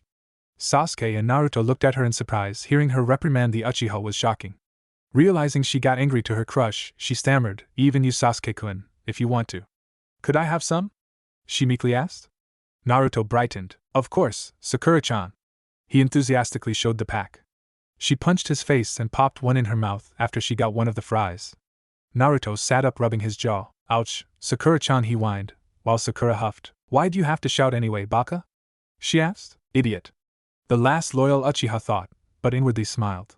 Now, he only wished his sensei will arrive, after another hour. Ah! Where the heck is our sensei? A blonde-haired boy yelled, while a pink-haired girl just banged her head on her table and a black-haired boy just groaned, slamming his fist in silent frustration. Naruto. Sakura spoke while she nursed her forehead. We know you're angry, but could you please do not shout? She yelled at his ear, making him wince. Hi, asked Sakura-chan. Sasuke watched the two in mild interest. Or maybe it was just hallucinations.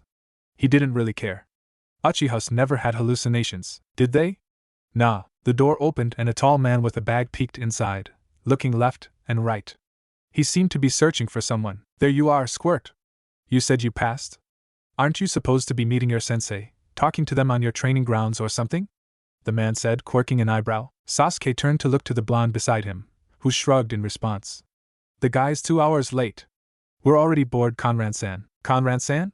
The raven-haired boy repeated in confusion. What the hell is a hunter Nin doing here at a time like this, and looking for the idiot too? Remembering the ninja was powerful, Sasuke's jealousy meter spiked again, but hid it well behind his clasped hands. Conran rolled his eyes when he saw Sasuke get jealous. What, now he was jealous of Naruto? The Hokage is right. When did Conran call his younger counterpart as Naruto? Kurama thought to himself, hearing his container's thoughts. Oi Baka, do you know who you are talking to? Sakura's sharp voice grated over Naruto. He's an important ninja of Konoha, show some respect. She yelled. Excuse me? The blonde red-haired man called in an even tone. All three looked up to him, but they found out he was actually looking at Sakura. Sakura flinched at the man's gaze. He wasn't glaring or anything, but his stare spoke thousands. Do you really have to yell at somebody? And at such close distance? Conran looked at the corner of his eyes and saw Sasuke nodding in agreement. And I know you could call other by nicknames, but do you have to call him a Baka? I would prefer you call him as Naruto, Naruto-san or Kun. He quipped, then smiled. Please? It's kind of I don't know, what if I call you as Haruno Baka? Sakura's eyes widened, as she was reminded of her younger days, when she was always teased. All-time people laughed at her big forehead. She steeled herself, she wasn't just a helpless girl. She wasn't just a civilian trying to be a ninja. She wasn't just a girl who thinks she could be strong or smart, or even be a ninja. She wasn't just like her parents who sat down all day and sold some things. She was a kunoichi. She was a kunoichi. Why are you so hyped up, anyway, Sakura? Her inner self thought, the black and white figure's eyebrows creasing together. This is just one man who's reprimanding you for a mistake you've done that I've tried to tell you to stop doing. I don't know, the real Sakura yelled. I don't know. It's the first time I've seen him since that academy lecture. I don't know. It's like a lost friend of mine telling me I'm an idiot. Kami dash. She bowed her head. Why you can't? I'm really smart. I can't be stupid. I'm good at my quizzes. But I'm always teased because of my forehead, she mumbled, sniffing. I ace my exams. I'm the kunoichi of the year. I never failed. I practice my hand seals all of the time. Hey, don't cry, Conran said, wiping her tears. The Haruno simply continued crying. He didn't mean to hurt her. He didn't know she was this fragile. He almost forgot. Or maybe it was part of growing up. The Sakura he remembered would have punched his lights out, and the annoying nickname of Baka, he was Naruto, not Baka, and he was going to change that. Hey Sakura, I'm sorry. Don't cry, like a sissy. Sasuke mumbled under his breath. Oh, Sasuke's getting a lecture from me. I'm sure of that. I might be intruding into their lives, but I'm going to change this timeline for the better, and I'm going to start fixing each of them, now. The Oda thought, smirking lightly. Conran patted Sakura's head. Feeling good? Good. I'm not ostracizing you, Sakura. Naruto told me you're really smart. See what you feel when it's idiot to you or forehead? That's what he feels when you say that, especially if you don't listen to him. He rubbed the girl's back in comfort. Why you do? Sakura asked, stopping from her sobbing. Well, yeah? But I don't really care, because it's you, Sakura-chan. It makes me happy you acknowledge me, hey. Then the blonde boy paused. But you really punch hard, he mumbled, rubbing his swollen jaw. Conran patted the other blonde's jaw, healing it. I'm sorry. I didn't know. She apologized, waving her hands. She closed her right fist and stared at it, sweat dropping. Inner strength, I guess. She muttered. Kanan laughed lightly, while Sasuke felt the need to speak up. Good. At least you're not some useless fangirl. Hey! Naruto slammed his hand on the table.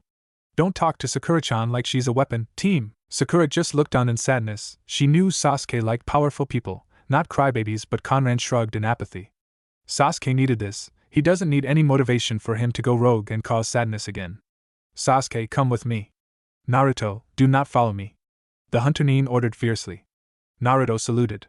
Sakura, you too, said girl, nodded frantically. He opened the door and motioned the Uchiha to follow. As he went out, he leaned on the wall and Conran crouched to his level. The man was going to give him the "You're an Uchiha, and you should act better than this because you carry the clan name, and you're the last one of the Uchiha clan, so you better straighten up" speech. The first thing Sasuke thought that would come out of the older ninja's mouth was, I expected much from you, but he wasn't expecting this. Sasuke, I understand the pain you're going through, Sasuke, but wasn't that too much? Do you really not care about other people's feelings? I know you care. You're not cold-hearted. Shut up. Is that what you think now? That everyone would drag you down? That everyone is a weapon to become stronger? Shut up, Sasuke. You don't goddamn know me. Shut up with the nonsense. He turned his eyes towards Conran. Why the hell do you care? He shouted, growing angry. He was pissed at this guy. He knew hate? He knew guilt, sadness, massacre? He knew what being alone in the world felt like. Shut the hell up, Conran frowned. The only way he knew to get an idea or something to Sasuke's head was being straight to the point, nothing more, nothing less.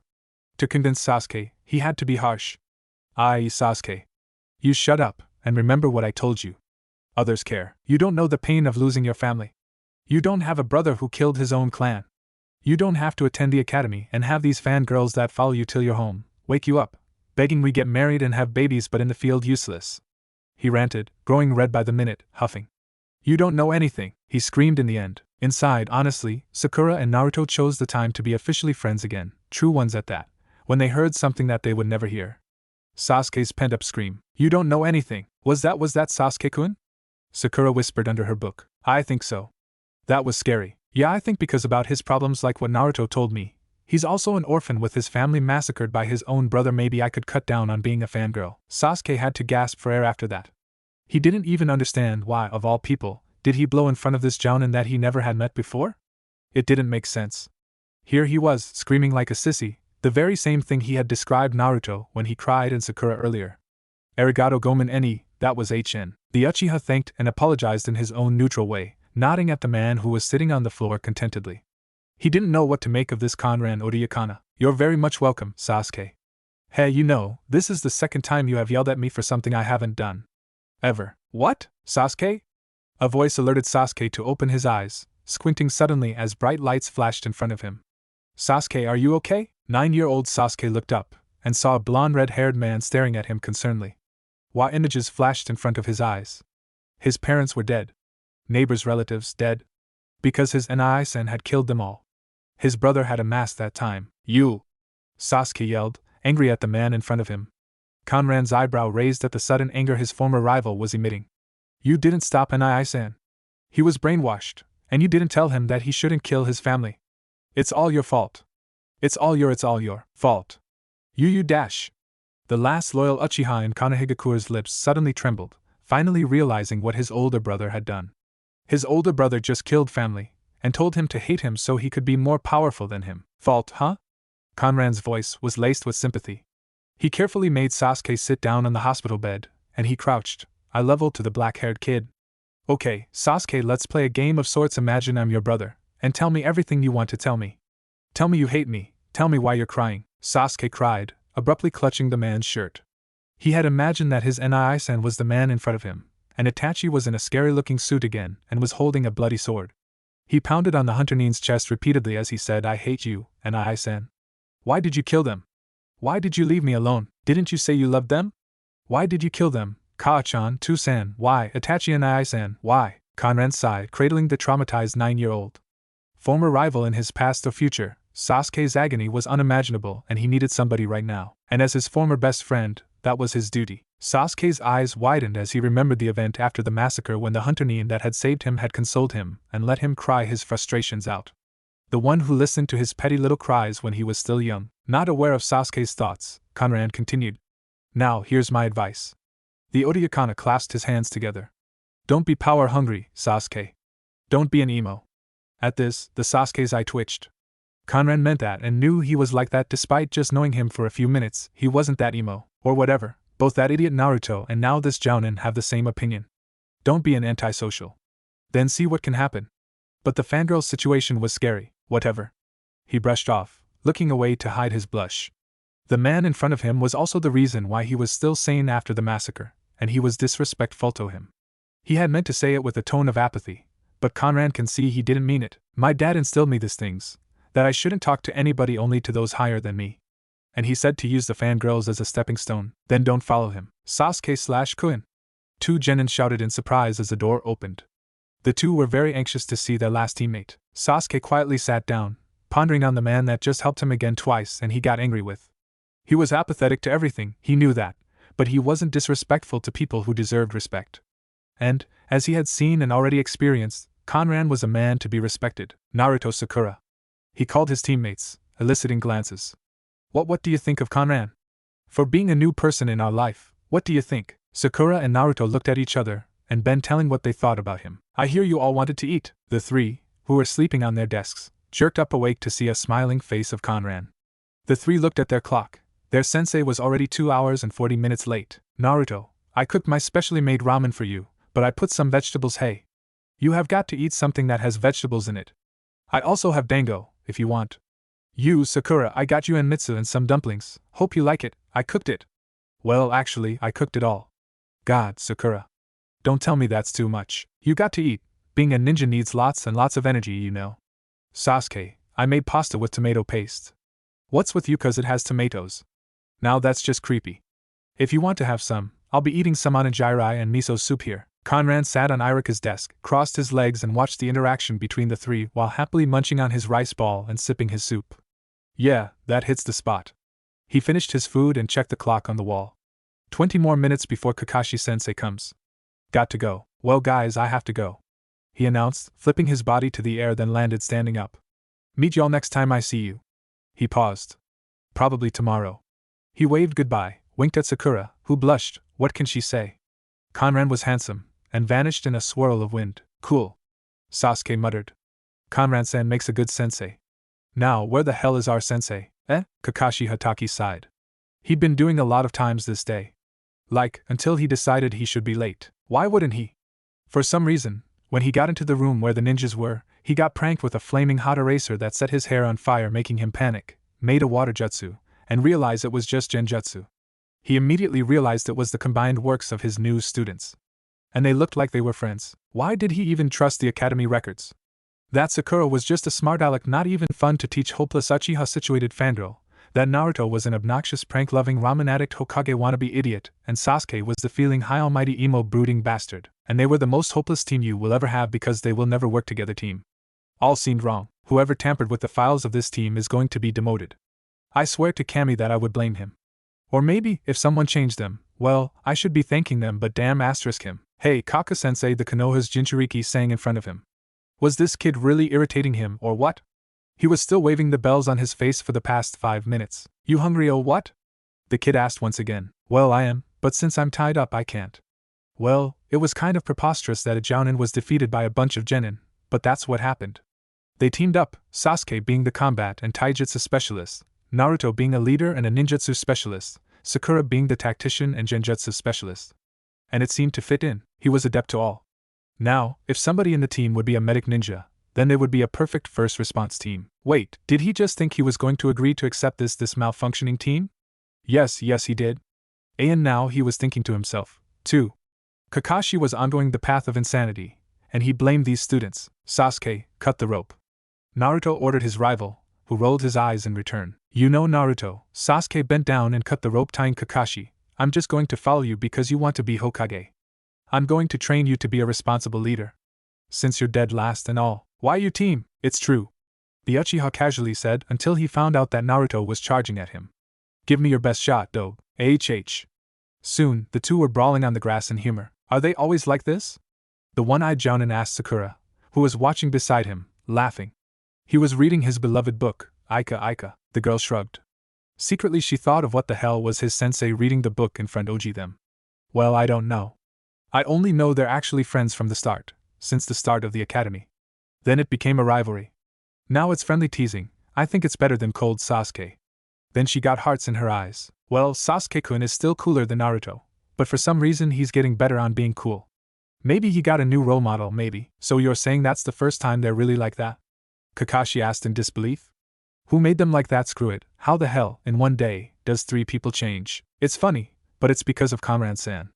The pink-haired girl replied. I mean, I liked him when I first saw him, then he fixed Sasuke's weird brooding, and now he looks cooler than before. I never thought that'd be possible.